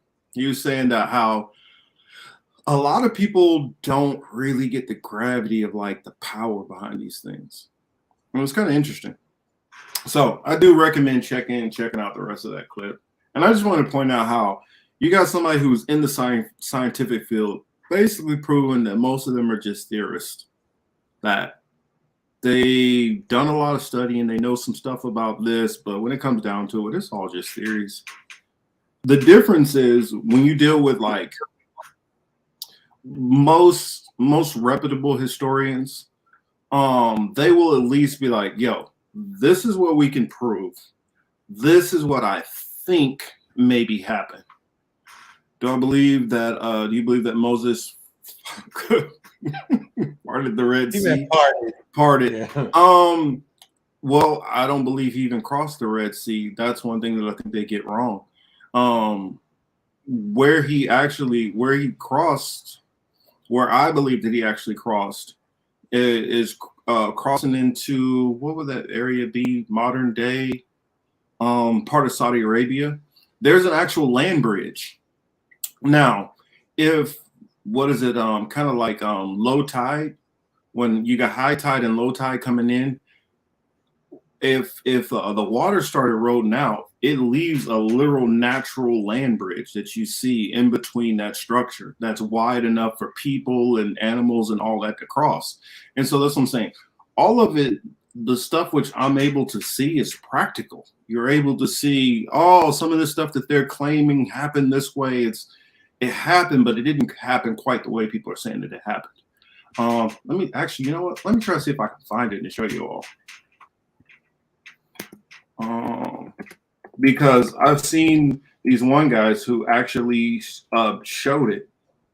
I can't remember what is it called. Because it actually has a, heck no, Google. You don't need to know my location. Yeah, they be wanting to know a little too much, man. You know what? Damn, that's not the one that I wanted to see. They ask a lot of pictures, your contacts. Why they don't ever ask you, like, how much is your electric bill? Where do we send the money? Why don't you ask questions like those? You know what I mean? That'd be real helpful. Is this the one? I'm trying to see. Damn, where's it at? Oh, here it goes. Did you? This is just showing. I mean, the first one, the fastest one that I could find. But let's show you this real quick. Street said you may be touched in the head. I Casey went definitely ahead am. in LA. Well, anybody that knows me knows that I'm a little off my rocker. Right here, you see this? This is actually a raised structure that goes from Egypt into Saudi Arabia. Now, if you were just looking at it right now, you just see the water going across. But if you have any kind of a version of kind of like low tide or drought, that's a good example also. This actually starts to show itself, and it's feasible that literally tens of thousands of people with animals could have easily walked across this area. Okay, I see what you're saying. Yeah, it's not. Here it goes. Here's another one. You see this? And it's not very far. So they were able to, all you'd have to do is cross at that time, and then water's naturally filling up right after it would close behind them. So it's not, dang, I'm trying to, there's a documentary that literally, like, the guys who, like, went to the so-called, let me find it. Let me see if I can find it. I can't remember what it's called. It's like Jabal al-Alaq or whatever. I can't remember.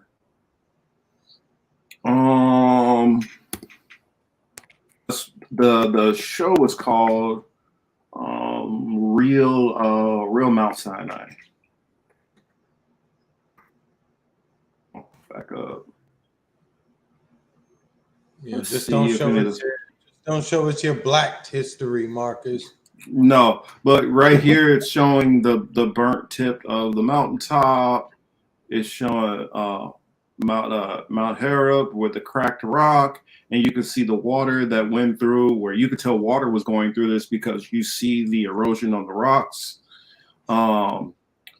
You found the area going through there with the 70 palms. I mean, the stuff which is literally described in the Bible, you're able to see all of it, like literally, you know, showing the area. Well, I'm not going to get too far off topic, but you're able to actually see historical information that backs up what's being claimed there. Yo, what's up, Darius? Cousin in the building. It's always good to have family in here. My memory's not good on Bible stuff. Yeah, I study this like intensely, and the reason why, Wesley, is so I can be able to prove when I'm talking about certain things, and be able to ask people questions back to be like, "Yo, so explain this then." So the Suez Canal is closed sometimes. Then Suez Canal is different. The Suez Canal is a major shipping port. So I mean, a lot of shipping stuff goes through there. So no, they don't try to ever close that. So let's go on to I don't know, Chris, have you been paying attention with this Russia-Ukraine stuff? What's been going on as of late? I know. I mean, lately I've been hearing about it a little bit more. So yeah, I'm a little more tuned in a little bit, especially since your man went over there the other day. So yeah, but it just seems like the money laundering continues and Ukraine getting their ass beat.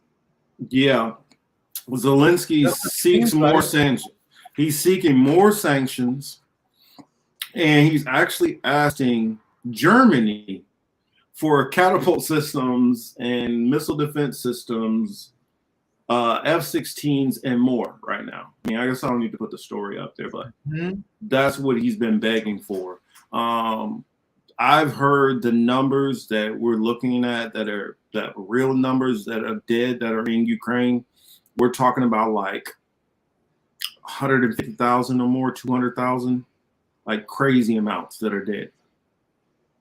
And what I'm hearing from people is they getting real close to the let's read my thank you. They're getting real close to about to be done. And so they got to try their best to like, yo, we're on our last leg, give us a lifeline to try to keep us in this thing, because we're almost done. We're almost completely out of gas.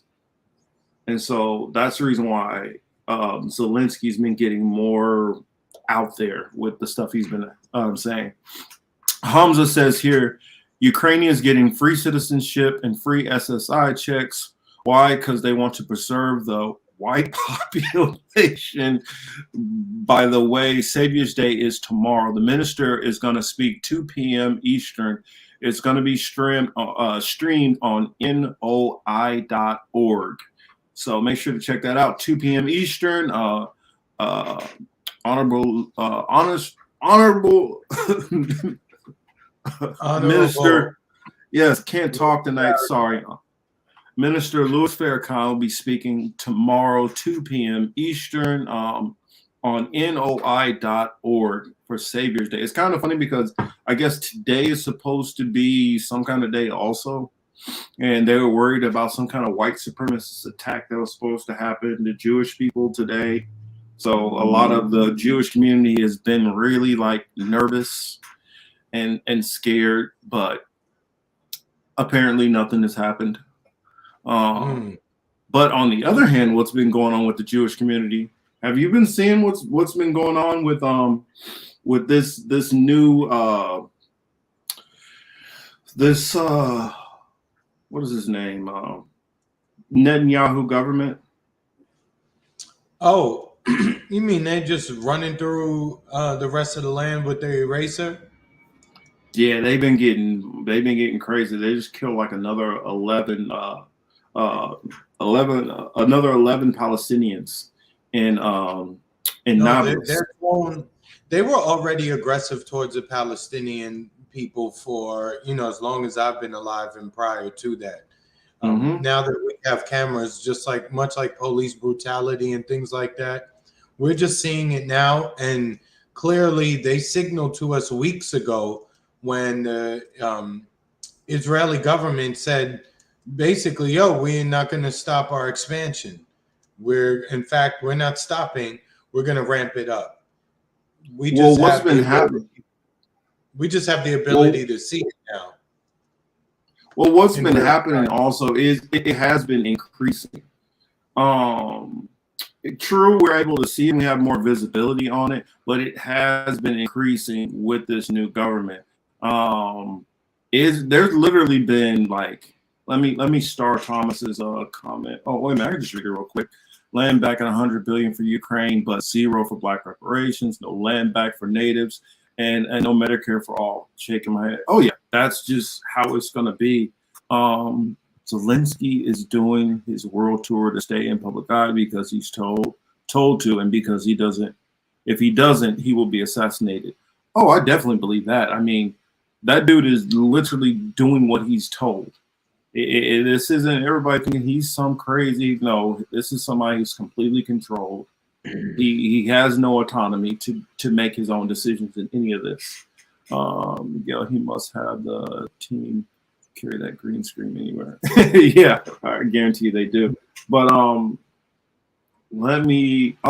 that's what I wanted to pull up. On Redacted the other day. What's his name? Pulled up a really good what was it? Dan Cohen was talking about this situation. Oh, Marcus, real quick, I want to read a comment from Denver. Sure, go ahead. Denver I'm trying to says catch this.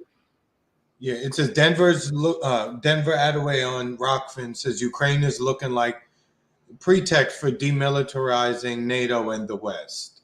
Soften up for global equity in World Economic Forum speak. Read that again. I'm trying to. Yeah. No problem. Ukraine is looking like pretext for demilitarizing NATO and the West. I doubt that'll happen, but continue.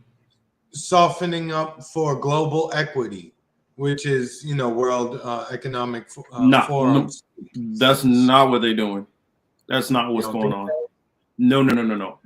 I'm telling you, and I think that people, the reason why they don't get this is because a lot of the people who are talking about this fail to think about all the stuff that the NATO and the West has done to all these other countries. The powers that be, they have a long memory. They know all the dirty shit that they've done to all these other people. If they all of a sudden started doing that, the amount of terrorist attacks and things that would happen in the attempt to try to take over Western powers would go through the roof. You got to remember, all this wealth and money that they've been sitting on has been extorted from all of these other countries, not to mention how much that they went in and literally just, whether it's been through slavery, colonialism, whatever, the Western powers have literally went through and rampaged the whole entire world. You're not going to be able to just have all right, now let's stop. It's kind of like you couldn't, let's take it on a very, very micro level. You got a brother and two brothers. One brother just beat the hell out of the other brother. Took everything he could from him, emptied his pockets. After you do that, you're not going to sit down at the dinner table and just forget about everything that was done to you. That's not going to happen. It's impossible. It's like saying, do you think that a rape victim can literally just sit down with the rapist and forget about what happened? No, you can't. That's not going to happen. And that's the reason why the West is never going to drop their weapons, because if they drop their weapons, all those people who they've been keeping the boot on their neck is coming for their ass. What's up, Vegan? I see Vegan is in the building. Good to see you. That's the reason why I disagree with any of that statement. A lot of people think the WEF, this and that. Yeah, but we got to remember, the WEF really only has control over what goes on with the West. Once you get outside the West, do they have some business arrangements with some companies or individuals in some of these countries? Yes. But you got a whole lot of, they made a lot of enemies. And those enemies are not just going to sing Kumbaya and forget and get over all the crap that's been done to them. Just Great Britain alone. Great Britain has over 165 countries that celebrate Independence Day from them. You think the Congo, with an opportunity, would just forgive what Denmark did to them? Do you think South Africa would just get over what the Dutch have done to them? You think India would forgive the colonialism that Great Britain did to them? There's no way any of these non-NATO Western powers, all the people that they've done stuff to, is going to forgive and forget. So they have to keep their arms. They have to keep their weapons. So demilitarization for a no. That's not going to happen. Well, you know, since we're on this topic, though, I do want to say and make mention of the many, many, many protests that, you know, I did see today. And, you know, I know it's not going to make a difference, but at the very least, amongst each other, we can see that the appetite for war is not there, and people just want to stop it. So it's good to see that, you know, because sometimes you can forget and you think that people are as bloodthirsty as, you know, the media would make us all out to be. So to whatever extent it registers, you know what I mean, which is probably slim to none, but it was nice to see like people everywhere all over the world actually pushing back against what we're seeing in Eastern Europe. Yeah, I mean, there's been protests like crazy all over the place. Like, yo, this is an issue. We want out of this. I mean, and that's the reason why I thought it was interesting with Zelensky and his government trying to go to Germany and push for more. You got the people out in the streets like, yo, y'all need to cut this shit out. We're not for this. And at the same time, now you got the was it Prime Minister of Germany trying to go over to Narendra Modi and ask Modi, be like, yo, can y'all kind of like work this out and like let's try to negotiate for an end to a ceasefire, into the war. Europe is getting stretched out in a way which they can't handle anymore. Great Britain, the United States, you know, Israel, they're fine. This is not bothering them at all. But Italy, France, Germany, all these other countries, it is messing their countries up. This is for one, well, actually, let me take that back. Great Britain's not even doing that great. Great Britain is having what they call heat zones, where like the libraries are staying open 24 hours so people can run to the library for a little while to get in the heat to stay warm. Because heating costs are going through the roof. These countries are struggling right now with this. All these sanctions that they put onto Russia, all it's done is hurt Europe, because Europe is the one, the rest of Europe does business with Russia.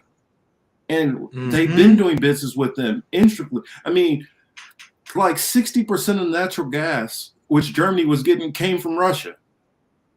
Now, granted, they just did that quick pipeline to, you know, what was it, Poland, or was it one of those countries? Poland, Denmark. Yeah. And that's a great point you brought up, right? So for the propaganda for the anti-Russia propaganda that exists here in the United States, just the fact of what you said about Russia supplying not only oil, but they supply other continent as well, right? If they were so bad, I mean, why is it all of our allies in Europe continue to do business with them? Which one is it, right? Are they so bad, who cares? Or are they too bad and so strong that we still have to do this anyway? You know, which one is it? They never say, right? I mean, obviously politics plays a role in this, but the average person should not lose sight of the fact that this exists. That as we talk all this shit about Russia, all of our allies in Europe are doing business and don't necessarily want Russia, quote, crushed or fucked up. Yeah, I mean, this is the U.S. being pushed. The U.S. and Great Britain, I believe, in my opinion, being pushed by an outside influence who is pushing for this, because it's the Israel and the United States are the only two NATO allies that really can afford this. Nobody else has been dealt with this. There says England has been dealing with a lot of knife stabbings as well, an insane amount. Yeah, because they got robbed. They got that. When your economy gets bad, crime rates go up, and that's what's happening. People can't pay them heating bills, so what are they gonna do? They can go out and hit a lick on somebody, and now they can pay that heat bill. Also, you got some of these places. I mean, like, I'll give you a perfect example. When I was in Italy, we used to get what's called gas coupons, so that we can pay the equivalent price to gas in the U.S. Chris, do you know where Italians were getting their gas from? Was it from Moscow, or was it from what's that? Odessa? We're getting it from Libya. Oh, okay. So, what's been going on down in that part of the world right now? Oh, Libya is like leading the world in modern research, and it's a utopia for everybody in the world to look at and to copy.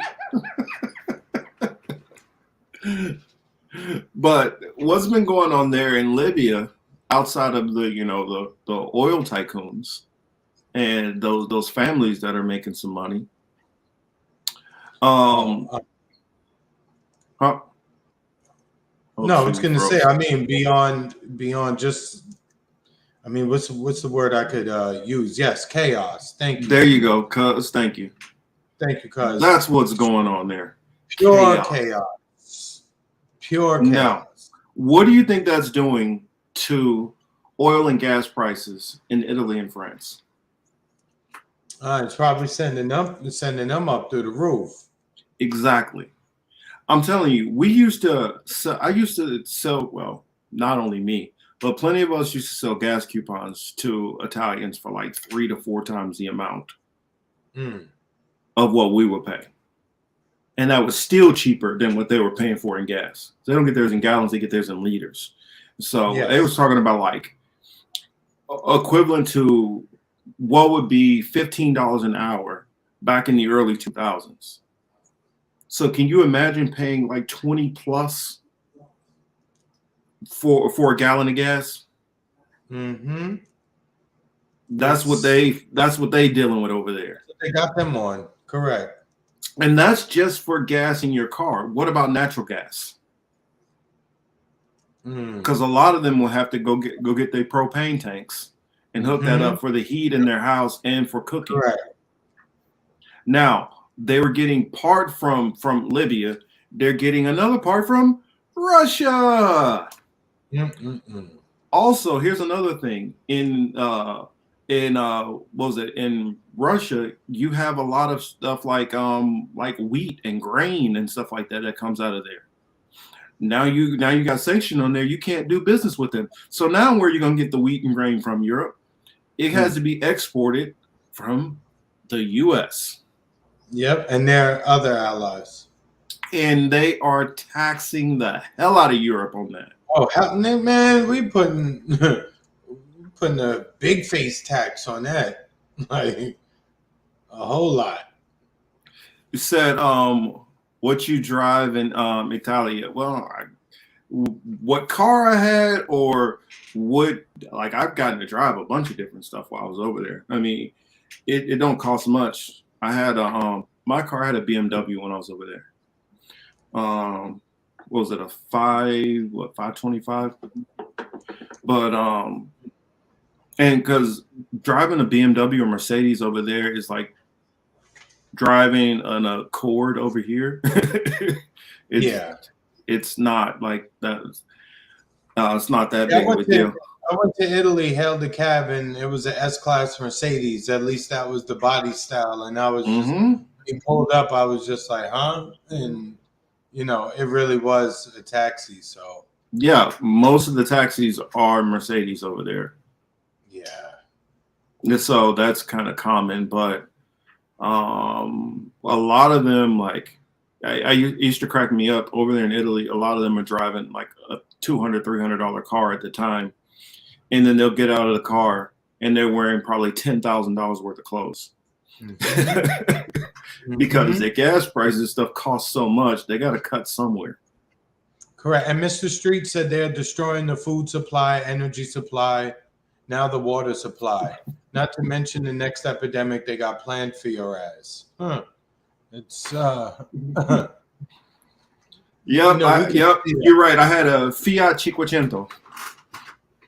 I don't know if you ever seen that. It's a little tiny car. It's like a little clown car. yeah, I know which ones you're talking about. Man, I would have had to have one with a sunroof. And those cars are little, so you can stick your head out. They are little cars. Actually, believe it or not, there's a lot of leg room in them, so you could kind of be a little bit taller and get in them. But yes, they are clown cars. I saw smart cars for the first time in Italy to that extent. Where there were several of them on the road, and they were actually like parking in between cars that were parked. So that was kind of interesting. But at the end of the day, I would hate to be in a car accident with one of those. Yeah, well, but the difference in Italy is a lot of the cars are small in general. So you're getting into a wreck with another smaller car. The roads, especially in Sicily where I was at, the roads are too narrow to have, like, a lot of Americans, they'll bring their vehicles over and they end up going to buy an Italian vehicle also. And then just putting their car, like, you know, in base storage or something, and only driving around on base or something.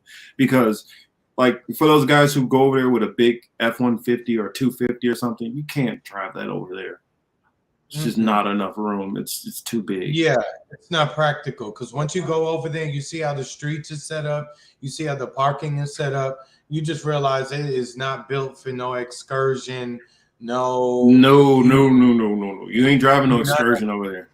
Nah, man, there's just nowhere to go with it. Even the semis are smaller over there. Oh yeah, the semis are like the freaking box trucks from like rent-a-center type shit. Yeah, that's what they're dealing with a lot of times. Occasionally, you do have a couple of, but nah. 16 or not anything, not in the same capacity that ours are. Yeah, right, Hamza. In North Italy, you can, and even then, it's kind of tight. I've been all over Italy, but definitely not in the South. It gets unless you're out in the country somewhere. But once you start getting towards some of the main cities, you can't do that. So where was that? Did I get that redacted clip? Yeah, let me share my screen. I want to show this, what Dan Cohen was talking about, dealing with the whole Israel thing. Oh yeah, and I'm still gonna get to oh no, that's not the one I want to share. What the hell is this? No, I don't need breaking news. Oh, let's stop that. Let's put the other one up from redacted.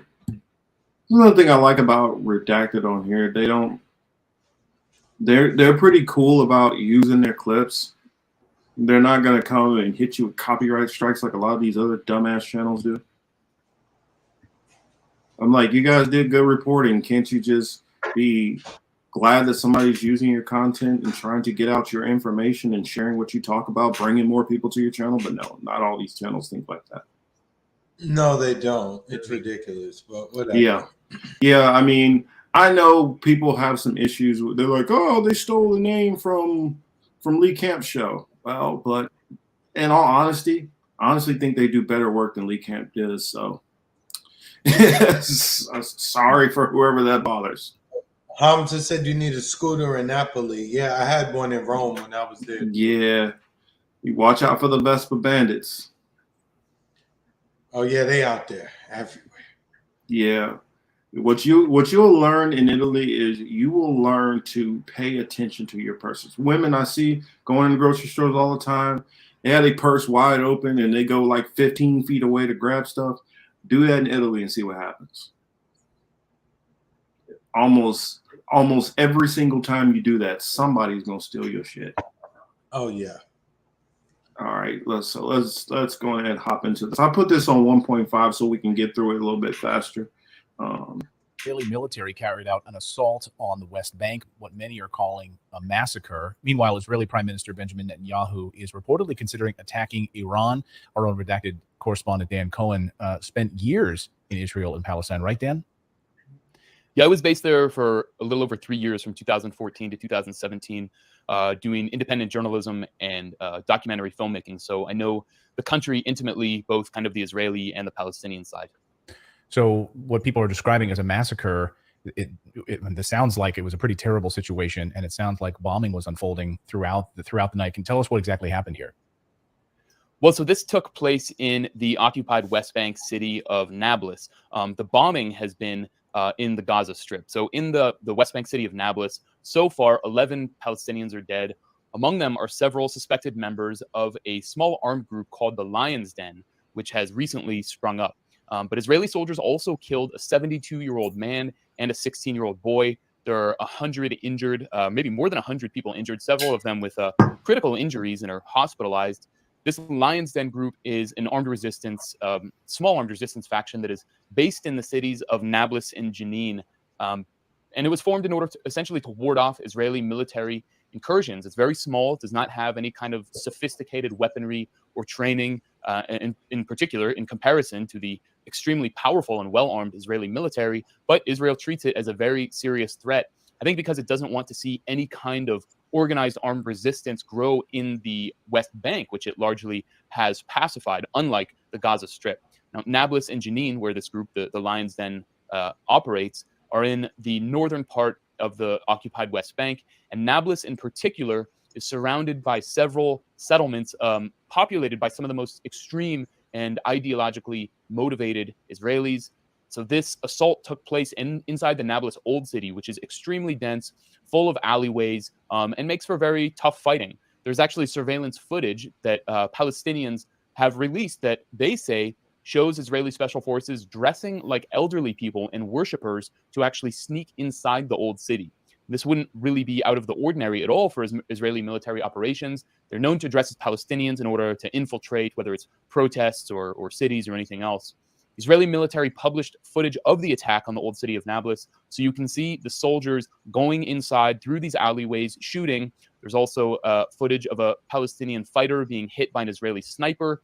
Israelis carried out what they call a pressure cooker operation, in which they fire rockets at a house with someone inside in what is clearly an attempt to kill them, and is always successful. There was also another major attack on the Jenin refugee camp in late January that left 9 Palestinians dead, and there have been hundreds of individual attacks by Israeli soldiers and settlers. And in late January, a Palestinian killed several Israelis in a settlement in occupied Jerusalem. So it seems it's just the situation is just getting worse and worse. And it sounds like, from the reports that I'm seeing, that this is an escalation. And we're seeing this over the past couple of weeks, an escalation. Is that, to my mind, or are we just seeing more of these attacks being publicized? Does it seem like the tensions are rising and we're heading for a boiling point here? Well, there's this kind of constant violence of the occupation and then the inevitable reprisal attacks.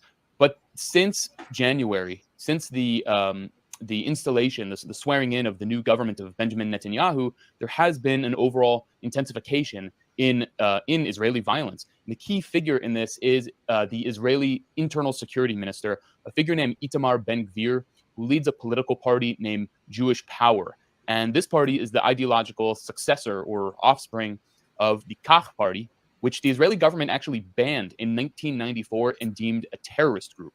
So this is according to the Israeli government and the United States government. So Ben-Gvir is now the top, basically, police security official, and he's a very effective politician, and he espouses a slightly watered-down version of the overtly racist and eliminationist speech that his party subscribes to, and he has just become a star in Israeli society over the last 2-3 years, thanks to just constant media attention. So after the attack on Nablus, he published a statement on Twitter saying, I admire the heroes from the IDF, meaning the Israeli military, the Shin Bet, which is like Israel's internal security service, like their FBI. He says, for eliminating the terrorists in Nablus. Whoever harms Israel, we will reach him wherever he is and hit him with a crushing blow without compromise. So very kind of strong language, and it's almost as if he's taking credit for what happened there. And you also have the other element to keep in mind is you have the long-term weakening of the Palestinian Authority, which is a semi-autonomous at best body in the West Bank that basically does the dirty work of the Israeli government. So it has its own security forces that basically do what Israel tells it to do. So the unelected president of the Palestinian Authority, Mahmoud Abbas, is extremely unpopular. He's very old, and when he eventually does pass on, he might take the PA regime, which is very weak, with him. So at the same time, even just today, Israel has been bombing the Gaza Strip, specifically in the Shati refugee camp in central Gaza. And now Benjamin Netanyahu, the Israeli prime minister, is reportedly considering launching an attack on Iran, which he has long accused of being on the cusp of manufacturing nuclear weapons. Of course, Israel has nuclear weapons itself, but the reports say that Netanyahu met with his top officials to discuss an attack. Unclear how that's going to go over with the Biden administration, but considering Biden's refusal to re-enter the JCPOA nuclear deal, it's kind of hard to see how diplomacy wins out here. Right. There doesn't seem to be any intention of moving forward with diplomacy in Iran. They would absolutely love it. It seems, I'm curious, your time spent in Israel, does it seem like that the United States would love to have Israel do its bidding in Iran? Hands off, sort of allow the Israelis to take care of the Iran problem.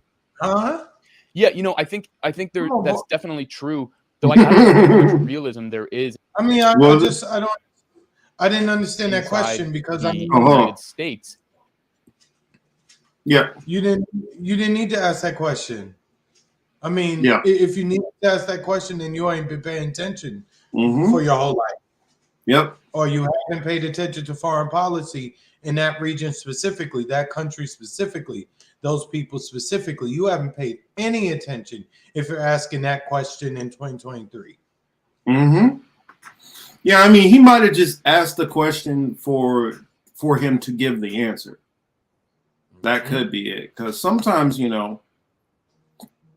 I put it this way. Sometimes when you interview people, you already know what they're going to say. And so instead of you saying it, you bring them on and you cue them up to say certain things. This guy, you got to remember, Clayton used to be a reporter at Fox News. He knows what he's doing. Correct. I think that it's interesting that the fact of this is something that I believe that is absolutely. I think that the Netanyahu government is crazy enough to, and I guess I can stop it there. I mean, you all need to be following Redacted anyway, and go and check out the clips. They've been doing some really, really good work. I'll just say that. I think the point that I wanted to put out is that because they've literally taken, according to Israelis, an actual terrorist and put him over the IDF and having control over the military. What do you think a terrorist would do? Do terrorist shit. And that's what he's doing. And this, but on top of it, even more so, what people don't realize is this dude is a 1000% ideologue. He completely 1000% believes in his ideology and his religious convictions. To answer your question, Yipper, you were talking about the kippah or yarmulke. For anybody who's in Judaism, they wear that. So whether it is the Israelis, whether it's some of the Sephardics, or whatever, if they are practicing certain groups of them, if they practice Judaism, they do wear that. That's something that's in their little, what is it called? The Talmud. That's in the Talmud. That is not something you will find anywhere in the that's in their handbook. Yeah, that's literally nowhere in the Torah Tanakh to tell you to do that. They do that on their own. I don't even know. But They say that I'm not going to go. I'm not going to go into that right now.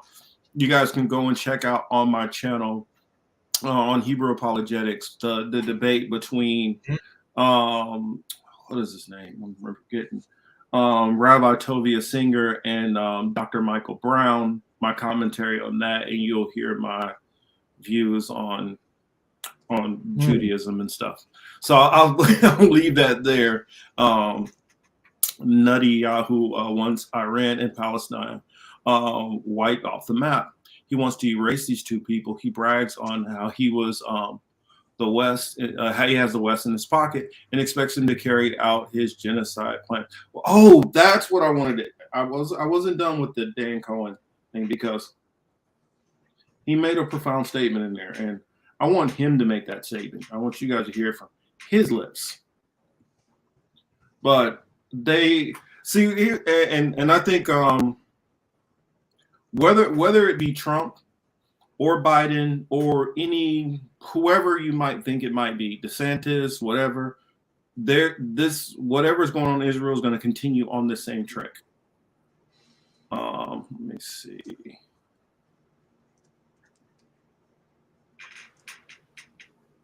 Oh, Mr. Streets, do you play video games? Mm-hmm. I don't know if you know, but The Last of Us was a video game. That's where they got that from. Mm-hmm. It's funny. I think that I hear people talking about it, and I'm just laughing. Like, a video game has captured so many people's attention, and they probably don't even realize that it is a video game. Yeah.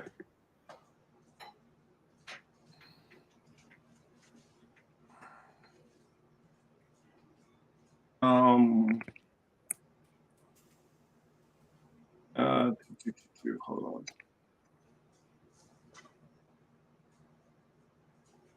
Oh yeah, all these mediums tell us something, whether it's music, movies, video games, all of that. They all, there's predictive programming in all of it, across the medium and the media.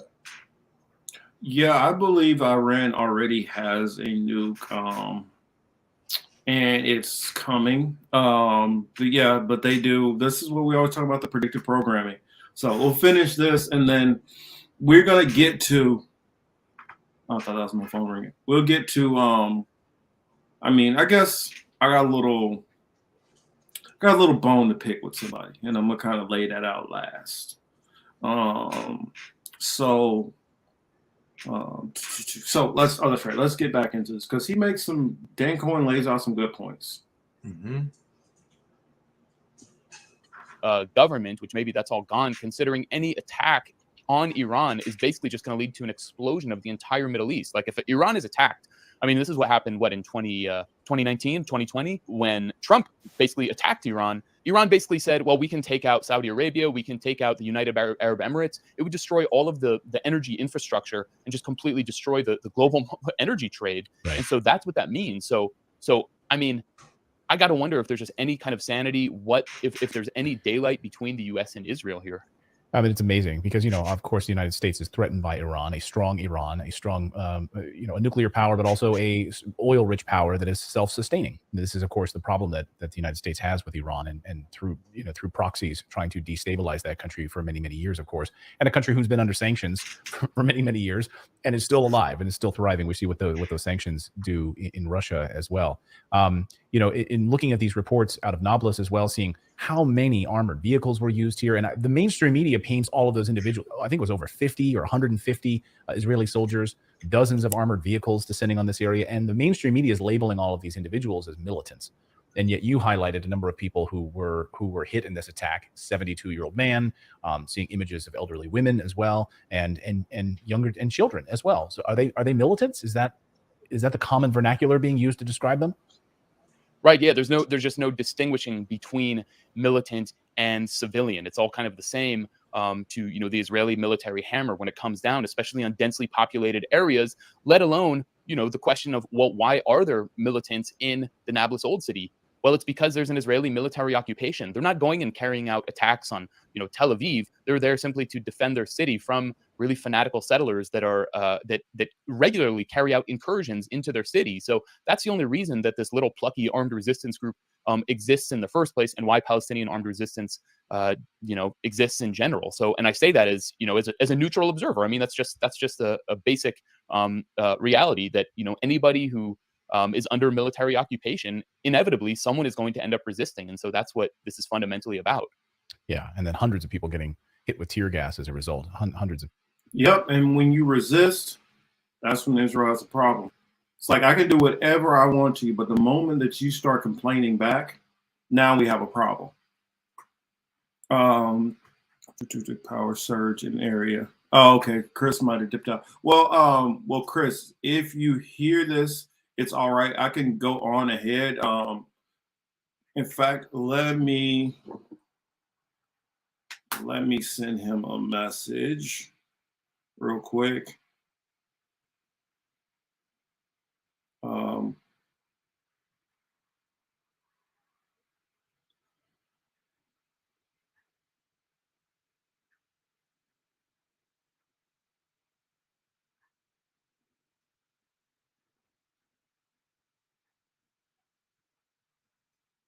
Yeah, so let him know he has a power surge. No worries, I can handle this because this last part I want to deal with what is his name? And what is his name? I'm forgetting. I'm drawing a blank right now. Oh yeah, the Marianne Williamson supporter. And for anybody out there who want Marianne Williamson to see this or whatever, sure, tell her about the 206 mark would be a good spot for her to check this out. Or if anybody wants to isolate this, that's perfectly fine. Also, I'm going to go to my, I could show the chat back and forth. I could show the DM back and forth. I don't know. I might not. But what I do want to show is my poll, which I did the other day. So let me pull up my other channel. And I don't want to click on my own image. That's not what I want to do. I want to click to my poll, which I have. And my poll that I did when I asked this question. So I said,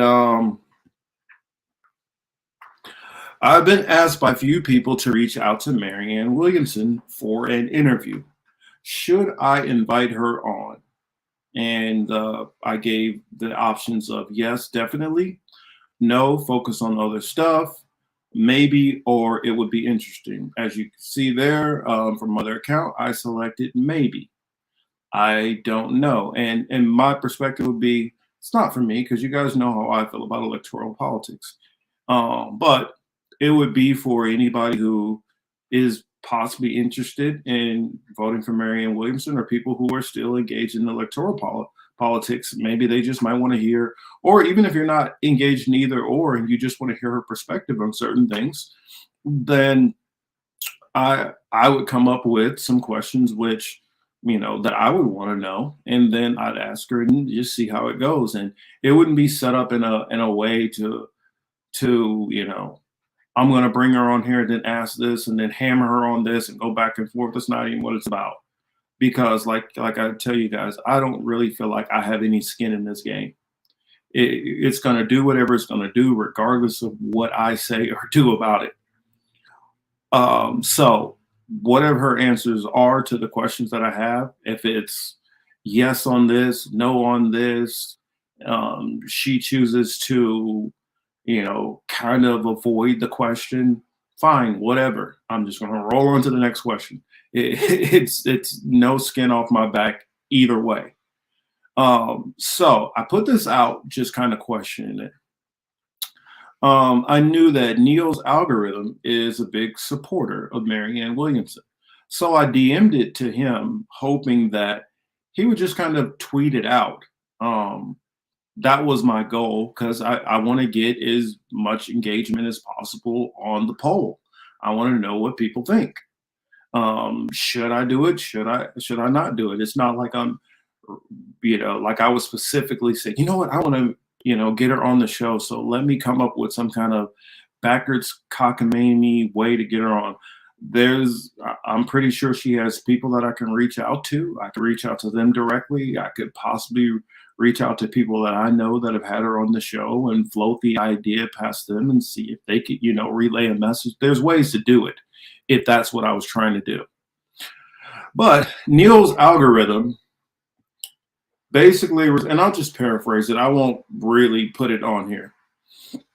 He came with the it said Neil's algorithm beefing with you, Marcus. Well, it went from, I could put this down. I basically told him, well, I sent that. He responded back, well, will you make yourself available for the next couple of days, basically, whenever she feels ready, or whatever time she has. And I'm like, I can't agree to that. I can't promise that. I have stuff that's going on. And I said, so I don't know about that. And also at the time, I still hadn't decided on if I was going to reach out to her or not. So that was kind of where I thought that it would kind of, you know what, that's what I'm gonna do. I'm just gonna go ahead and bring it up, bring the conversation up. I mean, let me do this real quick.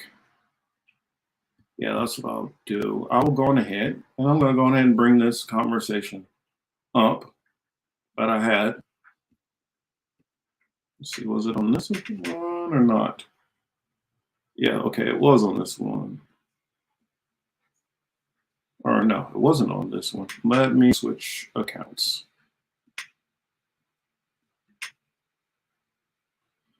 Let me switch accounts real quick.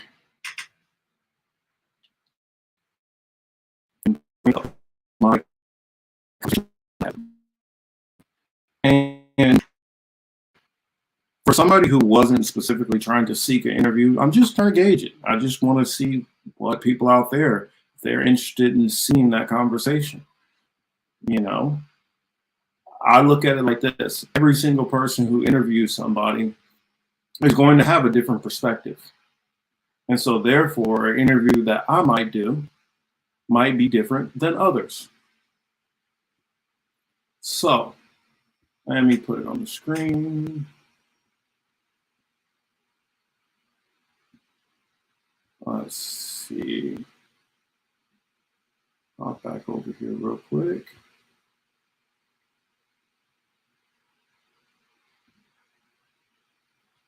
You say, I didn't know Neil was a shit lib. Yeah, he kind of is.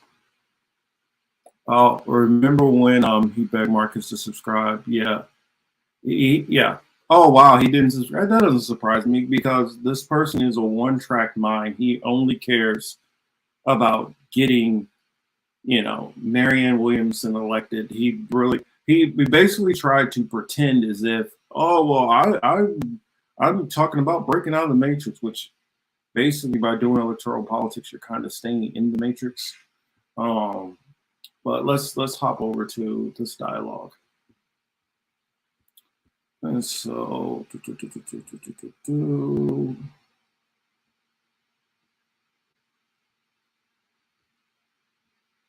yeah, and I didn't edit any of this. I'm showing you guys exactly what the back and forth was.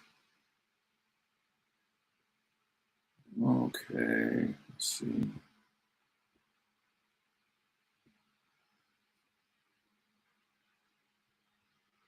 Yeah, this is it on here. So I sent him the poll. That was it.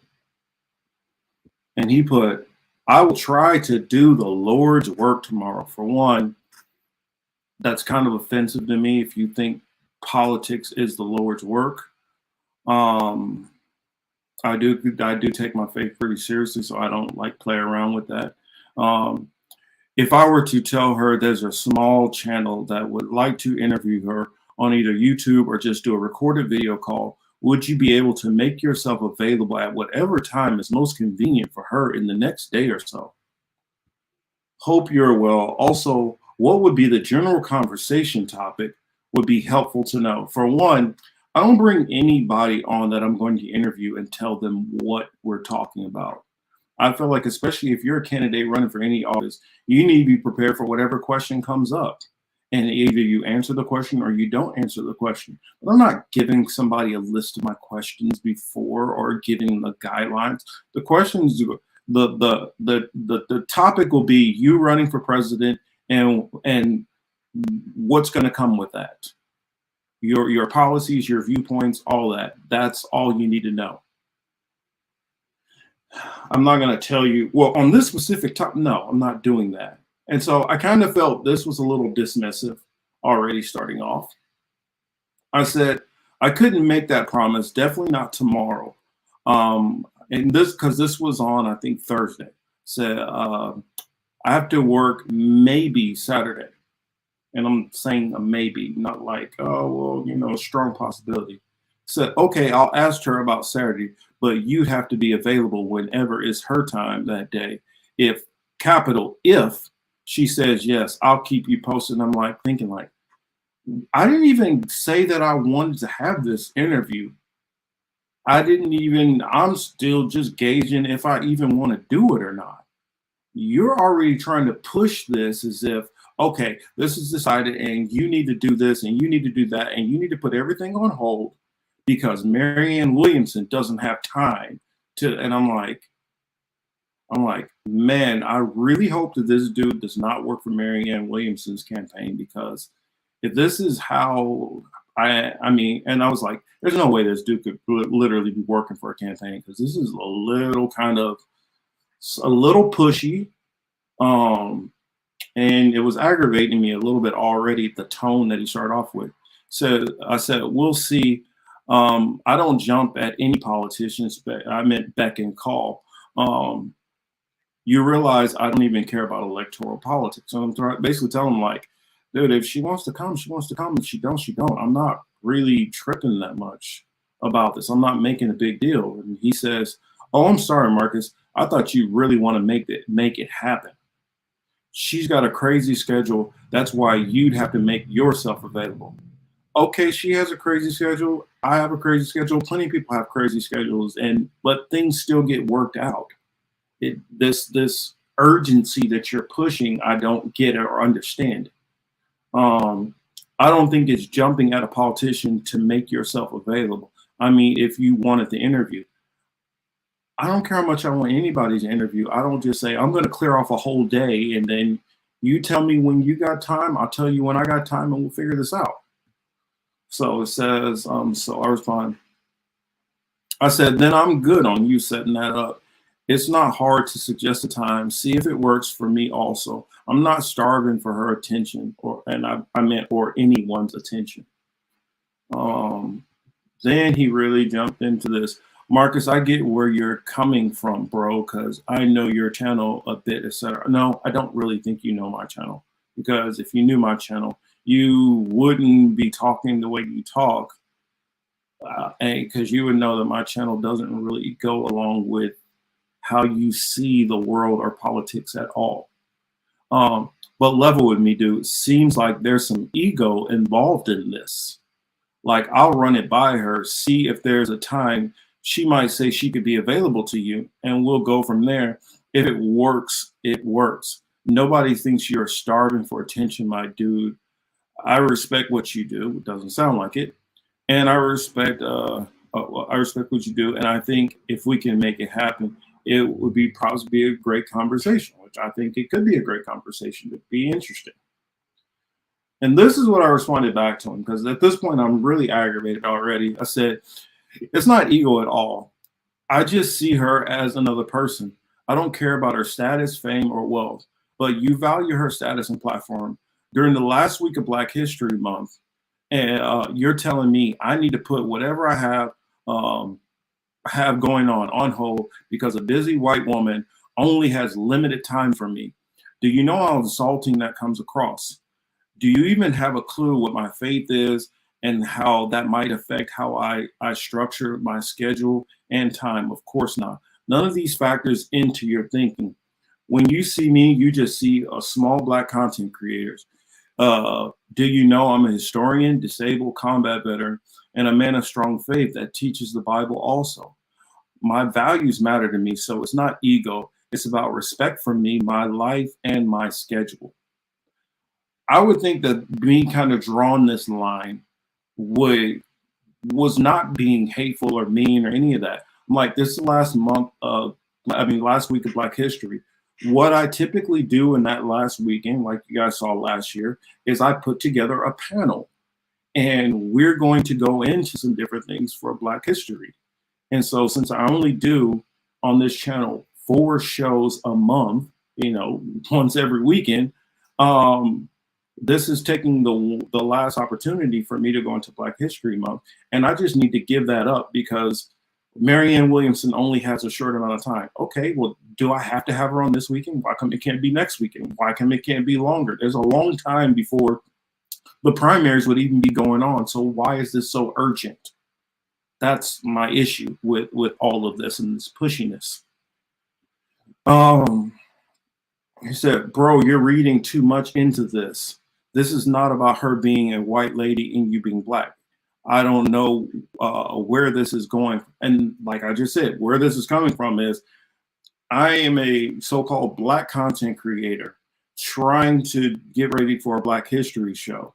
You didn't ask me any of that or try to factor that in. You're telling me, no, shuttle that and throw a prominent white lady on just because obviously that's going to trump whatever you have going on. That's how I take that. Whatever I have going on, it doesn't compare to having Marianne Williamson on my show at the time.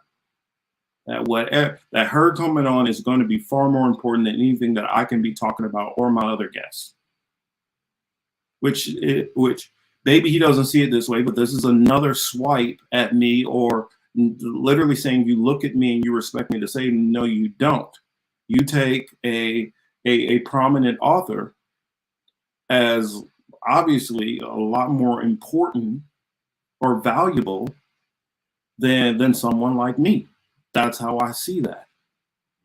Your message is about all the ways I don't know you personally. Exactly. Because I'm trying to let you get a window into what's going on with me, why I can't just drop everything, which is hard to get from the streams I do happen to catch. That's why you ask me and talk to me and figure out what I have going on before suggesting stuff like that. So I don't value her status and platform more than yours. I really care about uplifting independent media, presidential campaign. Some go, but the biggest part of my mission is to make platforms like yourself more well known. I mean, we have difference of opinion on that one time.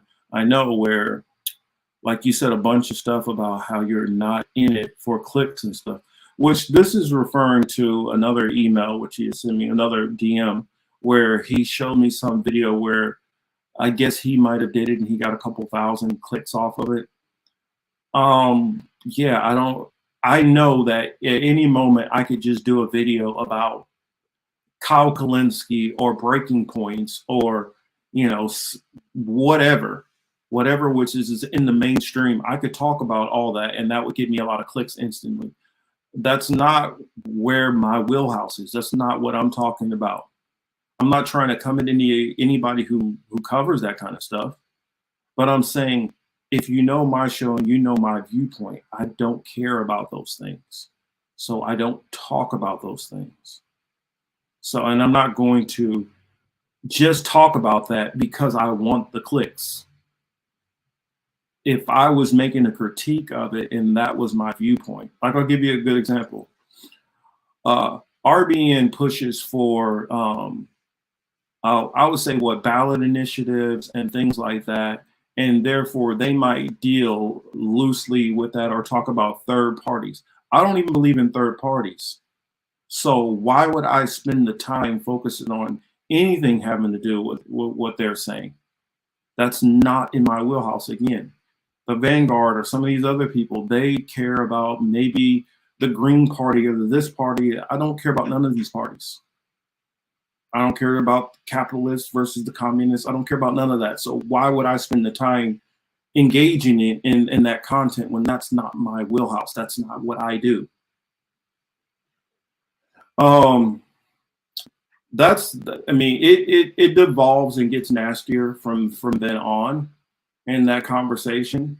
But that's the point which I wanted to put out, that this person who gets on and tries to act like they're just about uplifting channels and doing all this. And if you look at his channel is completely about Marianne Williamson. I believe he's completely obsessed with Marianne Williamson and very disrespectful. Bro, you were being what you were being is you were being disrespectful. And what I'm trying to tell you, what I will tell you, Neil's algorithm, is I can tell you're obviously young. You're a young kid and you don't understand jack shit about this system. I've been stumping for candidates long before you came along. Long before you came along. I don't need somebody like you to tell me anything about doing anything. You can stay in your damn lane and do what you need to do. Let me shut you up. You can spend your time worrying about whatever the hell. The difference is, I understand how the system is corrupted. I understand the levels of this stuff, which people like him have no clue about. That's the reason why some of these people are still out there stomping for some fucking Bernie Sanders, when Bernie Sanders is a complete sheep herder. And anybody who's trying to run in the same kind of lane is only trying to fill that void that he's doing. Even if, let's say, Marianne Williamson is 100% legit. Do you guys know how hard it is to actually get elected? For one, they're not going to sit there and take any of the people who are already in the democratic process and push them aside for some third party or some outside person. So the whole idea is ridiculous. Anyway, she can run and maybe hope to be that outside chance. But you guys pushing for it like you know what the hell is going on is ridiculous.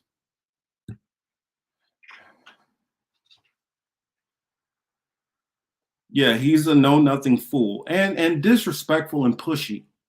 I don't need you to try to push me to do any damn thing. Baba says he doesn't watch your streams. He just came on here to beg for you to show his dumbass clip and beg for subscribers. Exactly. You came in here and tried to use my platform, and what you try to do with other people, use their platforms to try to get out your message as a vehicle for you to get what you're trying to get done. Now, I don't even, and in all honesty, I don't even think that it's to get Marianne Williamson elected. I don't even think that's what it is. I think he's just trying to get attention and ride off of Marianne Williamson to get himself ahead. That's honestly, well, look at it like this. There's been a handful of people who they genuinely were fighting for causes and fighting for politicians and things like that. And what did you see? It helped get fame out there. It helped get their name out there. And then they were able to have a platform. Well, it seems very similar. That it seems, well, not similar, but it seems very easy for somebody to say, well, I see this person and that they were talking about this and doing that. And even the campaign didn't do that well, but that did give these people a platform. I see that as somebody who is looking at somebody else who, like, for instance, Nico, for instance, a friend of mine, I know that Nico genuinely believed in Bernie Sanders and was pushing for Bernie Sanders as, you know, when he was in college. Nico was sitting there and doing videos from his damn car, pushing for it because it was something he believed in. He believed in stuff with Tulsi Gabbard. And because he believed in those things, because he was attached to that, it did give him extra attention. You could say, well, when Nick was out there with pushing for Bernie Sanders, Nick quit everything that he had going on in Missouri and went all the way down to South Carolina. Dropped everything because he believed in Bernie Sanders. So does it make sense that he might be a little pissed off a lot of the times because of how much he gave up to try to get ahead? I can understand that. But did that give him a name? Yes, got a name out there. What I'm saying is they worked hard trying to push for a candidate they believed in, and it did help them get a platform. But what I believe that you're doing is you're seeing that and you're trying to use that solely for the purpose of a platform. I mean, some people are even, I don't know, I'm not going to necessarily say yes or no, but some people say the same thing with Jackson Hinkle. Some people say he ran for office knowing he wasn't going to get elected, and it's used as a platform to get where he is. You and most of the people who you're following and supporting just popped up in 2022, and all of a sudden now you're talking about this new movement and we're going to be able to do this and that, do that.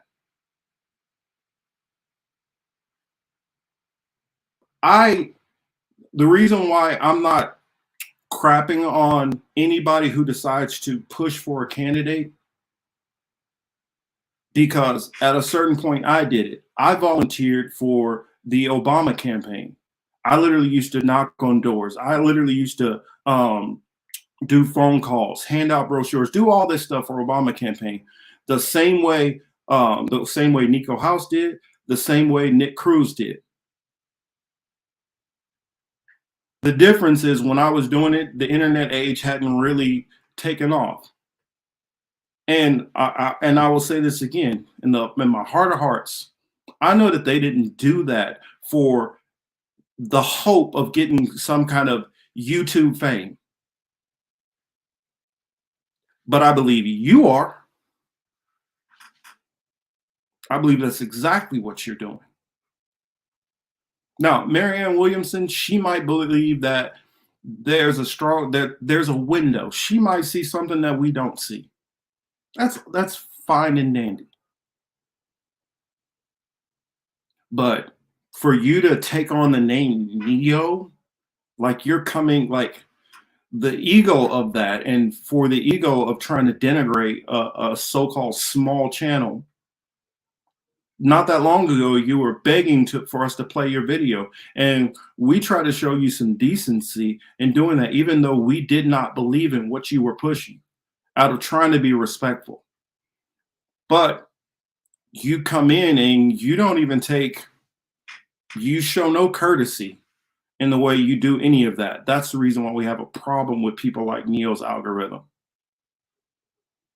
And that's why I say Marianne Williamson, the difference, what I'll say is anybody who comes onto my platform who is trying to be serious about what they're doing, I'm going to give that person the room to speak and get their point of view out. If Marianne Williamson does come on, or if she doesn't come on, but if she comes on, I'm going to let her have her point of view, her perspective, and she can appeal to anybody who sees this video.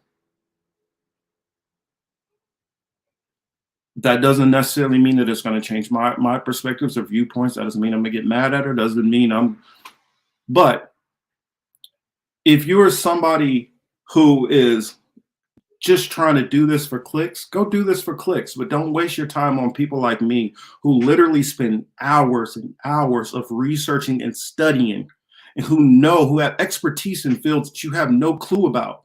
Neo's algorithm, whoever the hell you are. The difference is I studied history and political science. I studied those things. I have experience in the military. I understand that. I have experience in foreign policy because I've been in these places. I've been in war zones. You have no clue about any of this stuff that I'm talking about. And therefore, I do have something that I can add to the conversation. So I don't need some little young kid who's probably young enough to be my son if I had kids back when I was younger, trying to tell me what I need to do and how I need to run my channel. So that's just what I wanted to say. So I guess I'll go to some of these comments in here. It just did and to say, well, it's about that I have ego. Anybody knows that I'm probably one of the most successful people, even though I work probably more than most other content creators, like actually a day job. I work more than most other content creators. Some of these content creators have gotten successful enough that they're able to do this for a living. And that doesn't necessarily mean that they're sitting up there getting rich and eating steaks every night off of this. Some people like a Kyle Kalinske are. Like a Humanist Report, they are. But that doesn't mean just because somebody is doing this for a living that they're sitting up there, laughing to the bank on this. So everybody has their lane. They have their things which everybody has their experience that they can add to the conversation. But don't go at somebody who gives you an opportunity, a channel that virtually was a nobody, and let you come on, show your video, all that stuff like that, and start disrespecting us. Because it wasn't my ego, it was the disrespect that you had for maybe your show. You just, I don't know what you do, how you're able to just do shows whenever you feel like it in the middle of the day, like you don't have to have a job like other people. I don't know how that works. But I do have to work. I work probably about a good, roughly around 45 to 50 hours a week. And at the same time, I'm still digesting lectures and studies and videos from other people and news reports and lectures and reading books and doing all these things on top of that so that I can give my audience the most informed possible show to the best of my ability. So I've already been there and done that with the Democratic Party. And by understanding this system, I know the futility of most of this third-party nonsense. I know how the legal structure is set up as far as even trying to get on ballots in these different states. I know how the TV coverage works as far as how they manipulate the good things for the candidates they favor and how they screw off the candidates they don't like. So when I know how tilted this system is, and let's not even get into the levels that are above that, the corporations which control that and the people which control these corporations. The real money that's behind all of this stuff. And you guys are thinking that you can get a president in and that's going to change something. Even when I supported Bernie Sanders, I thought he was a last-ditch effort that maybe he can get 1 or 2 policies in, but never that he can make some kind of massive change in the system. I lost that hope long time ago. So that's it. Let's see. Let me go back, see what y'all were saying.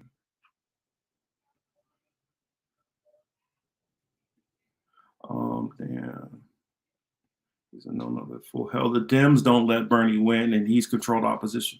That's the reason why the Dems didn't let Bernie win, because Bernie was controlled opposition. Bernie's only job was to take all of us who were somewhat that leaned further left in the Democratic Party, whether you be a social democrat to a democratic socialist, to a Marxist, to a communist, to a left libertarian, no matter where you were in that spectrum, it was to take all of those outside voices and quell them up so that we were not going to, so we were not sitting up there at Mayor Pete rallies and disrupting those. So we weren't at Biden rallies and disrupting those and pestering them with the questions and concerns that we actually had. That's the only thing. So he could corral all the dissent in one place. And then when they got their candidate free from having to deal with all our criticism that was going to come, then disband the thing once he's big enough, now that they can get the party there to block him off and protect them from hearing what we have to say.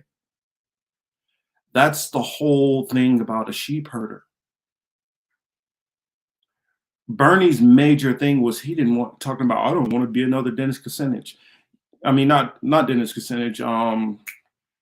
I'm thinking Dennis Kucinich because Dennis Kucinich, they would never let him get any steam because he wouldn't have did what Bernie did. What's his name? Ralph Nader. That was somebody that was truly trying to run against the system. Or Ross Perot. That's the reason why they changed a lot of these rules after Ross Perot. They made it 10 times harder for somebody who was outside of the two-party duopoly to be able to get ahead. And what they've done is successfully every year, all the way back to Ross Perot, they've sat there and made it harder and harder and harder and harder.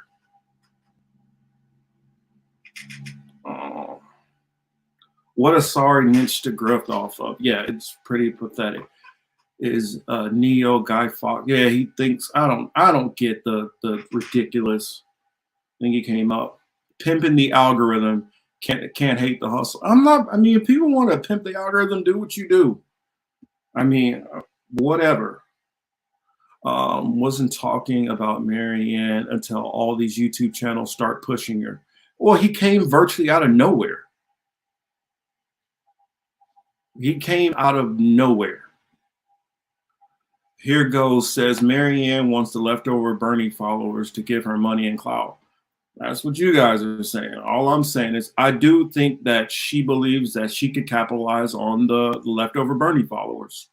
Whether that's for real momentum or whether you guys think that's a cash grab, I'll leave that up to the audience to decide.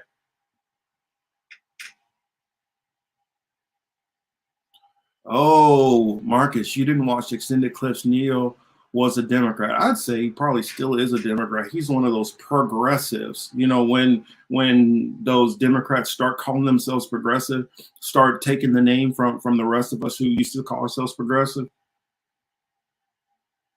Yipper says, so it's Marcus' fault for inviting the cold to California because he wants successful things. Got to be a sellout to make a mark in U.S. corporate. Exactly. He probably does like that new Matrix movie, that garbage. I honestly think the Wachowski sister, what is it, Atlanta, the one? I think that I don't know if she intentionally tried to just do such a piss poor job that there would never be any more Matrix movies, kind of like the burn down the house on the way out. I mean, in all honesty, if you look at it, that's the reason why I believe more and more that they stole it from Sophia Stewart.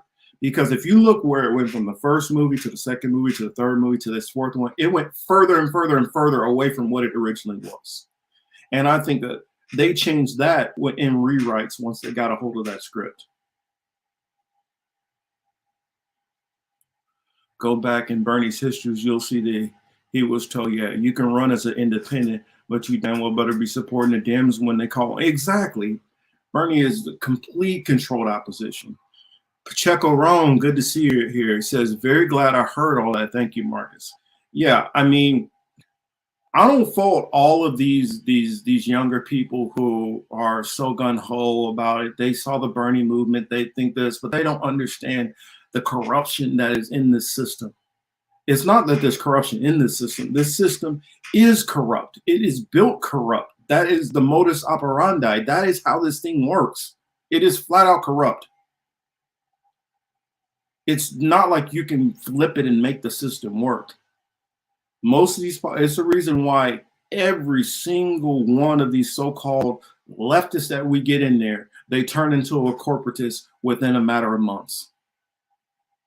And the reason why is because of the corruption. They're like, if you want to stay here in Congress, you want to keep your job, You better vote this way. You want to get on committees, you do this.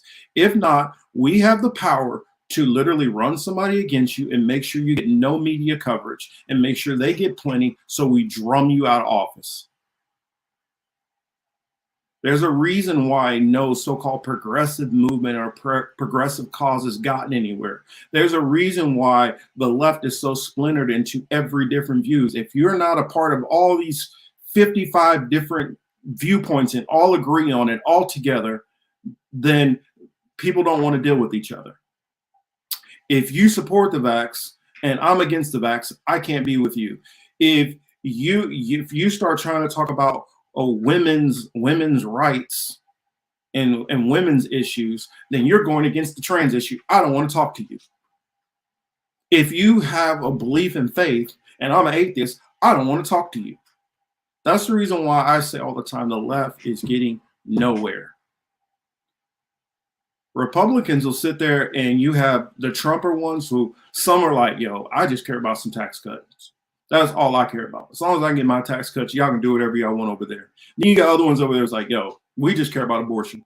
We don't care what y'all do. We just care about abortion. Then you got these other ones like, yo, I just want my guns. I get my Second Amendment. I get my guns. I don't care what the rest of y'all do. That's the reason why the left always gets their ass kicked. And that's why they will continue to get nowhere. I tell people all the time, the civil rights era or any movement that has gotten anything done, they rally around one cause. They get that cause done, then they fight for the next cause, and then the next cause. You can't try to fight for 50 different causes at the same damn time. So, Venti Cafe says, first time I heard of this Neo dude is here and RBN. Oh, he's been going around to all the different channels trying to plug himself in everything. I mean, I don't know who this guy is or where he came from, but in his mind, you know, I'm not even gonna speak for what's in his mind. I just know that he got on here pushing that if everybody could rally around one candidate, then it could just we could all break the system and all this nonsense. And then after that, next thing you heard, he was pushing Marianne Williamson like hardcore nonstop. That's all I heard. So I mean, he's been running around. He's been on the I think he's been on the Vanguard. He's been on a couple other channels, and so he does these little like polls on the channels on what's a great channel, what's not, and all that stuff like that. And it all has to do with how willing they are to support, push, or talk about Marianne Williamson. So I believe his grift, whatever it is, it's all about Marianne Williamson. I've talked to another creator, and they have told me that this person is not affiliated with Marianne Williamson. This person is just some kind of, you know, more of a fanboy. So, you know, I don't blame Marianne Williamson for any of this guy's, whatever he got going on. And even if I decide to have her on for it, or not going to say have her on, because I don't have the ability to just be like put people on my show. But if I decide to reach out to her, whether she says yes or no, I'm not going to let any of this that's happened with this guy affect that decision if I decide to do it. But, you know, I just wanted to out that Neo's algorithm dude is full of it, and he's a waste of time. And so anybody sees that dude, steer clear of him. Let's see. What I miss. Say you got 5 years to hang on to get forever pensions. I think we got less time than that. I mean, I would be saying by 2025, I look at it like this. We might possibly be in World War III by next year. It's very, very, very possible. And nuclear war could happen right after that. So these people who are thinking about 20-year plans and 30-year and 50-year plans, deal with the reality of right now. I mean, I'm somebody who speaks more from always looking at foreign policy. That's been my issue. A lot of people who I feel who focus mainly on domestic policy don't see what people who look at foreign policy are looking at. And literally around the world, everything is getting more chaotic. Everything is running closer to getting out of control. And I do not believe this is something that is, being orchestrated. Maybe orchestrated as in the West versus the East, but this battle has been going on for a very, very long time. It's just changed different fronts. I mean, Vietnam, for those who did not know it, that was a proxy war also between the West and between Russia and China also. So, I mean, you can go back to Afghanistan. Afghanistan was the same thing. You can go back to the Cuban Missile Crisis, was the same thing. All of this has been Russia versus US. And in actuality, it's not even really US. It's people who have came in and taken control or push agenda in the US that have an axe to grind against Russia and have always had axe to grind against Russia. But if you don't understand that deeper history, you won't even see what the hell's going on. And I think a lot of the people haven't. Nuance has left the leftist building. Oh yeah, they're not. There's no nuance. Marcus, how do you know those are the lefts and not libs? I honestly believe that these are still libs who think that who are trying to reconform themselves into leftists. Yeah, exactly. Here goes. Dude been making the rounds on the left channel, sending super chats, money to promote his channel. Exactly. And Marianne Williamson. That he has been literally everywhere. Like I said, when he came on here, he was only spouting electoralism and then found his niche in Marianne Williamson. Yep.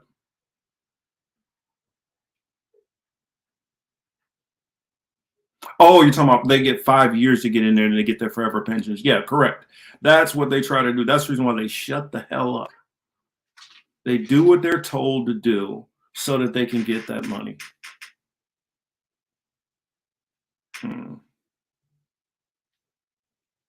Damn. Got an outage in his area. Let me see some of the comments on the Rockfin side. See what y'all are saying.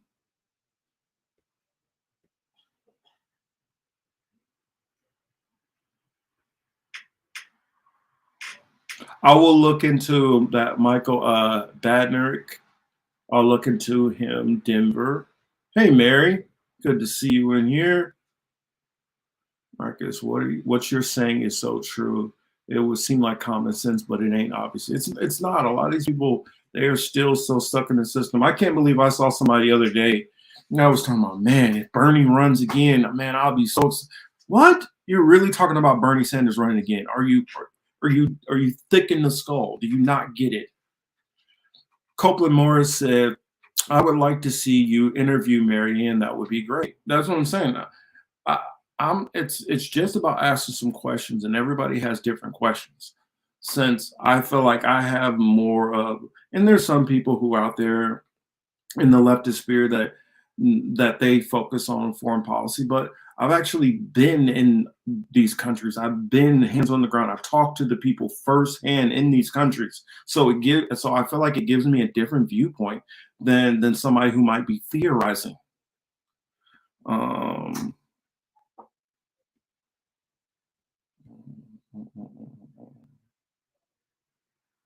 Let's see. Yeah, I'm about to wrap this up. Copeland says, I like Marianne Williamson's, but I got the impression recently from things she has written that she has the boomer attitude towards Russia. That the Putin is a madman shit. I'm a boomer like her, but I don't respond to all that Russia hatred we were exposed to. She can do better than to be president. I agree also. I wouldn't mind seeing her run for governor of one of these states. I think you could probably get more done as a mayor or governor for an individual area than you can for the country as a whole. They prey on people's hope and false idols like Bernie. Exactly. I do think that there's a contingent of the left that they got a lot of, they can't fathom that there's not much that they can do in this situation. And so they're looking for somewhere to put that hope, somebody that they can follow. And, you know, I've just come to the realization that it is what it is. It just is what it is. Denver, though corporate America has trillions invested in China, corporate America is not exactly the same as the government itself. The government itself wants these chips. And the government itself needs these chips for initiatives and things that they're trying to do.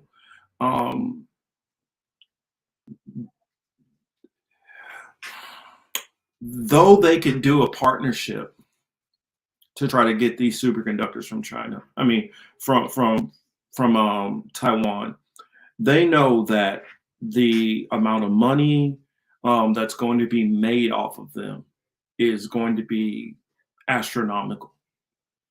And what they're trying to do with Taiwan is cut out the middleman. It's not about being a partner. They don't want to be a partner. They don't want to be a partner with China, because here's what's going to happen with China. They will inevitably pass the US. Inevitably, if at the rate that they're going.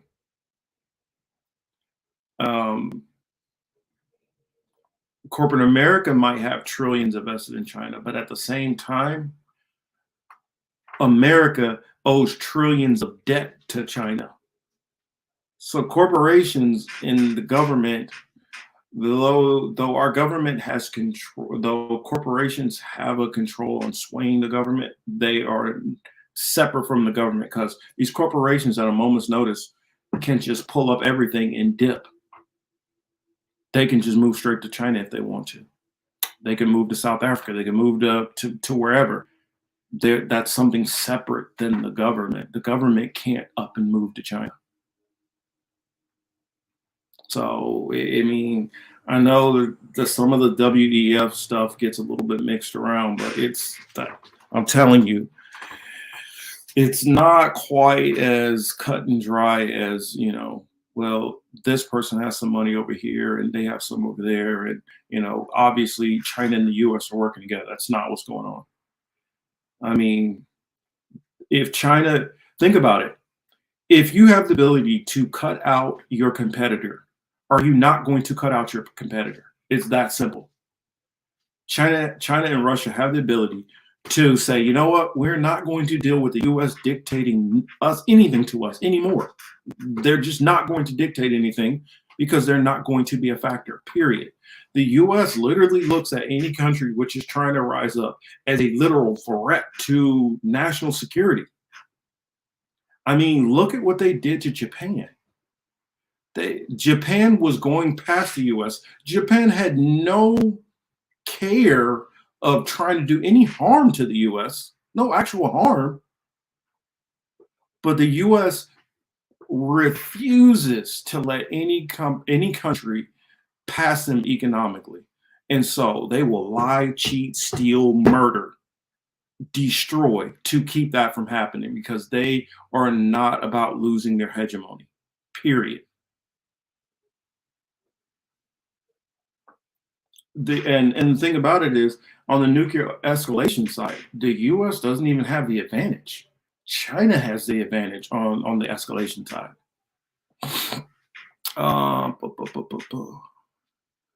Boomer calls Putin is evil. Yeah, all the boomers are, because they buy into the propaganda of the mainstream media. And they've been conditioned with it for the past, shoot, some of us have even been conditioned with it for easily the past 34. Actually, not even that. If you really think about it, this literally goes all the way back to the Cold War. This has been going on for 50-something years of propaganda about Russia. And most of these people who are in their 60s and 70s, They've been hearing this stuff for so long. Russia is the #1 boogeyman in the world. I mean, these are the same people. And if you're buying into that mentality, that means that you're literally believing the same thing which Mitt Romney and Hillary Clinton believe. That should be problematic alone. I mean, I guess I can leave it on that note.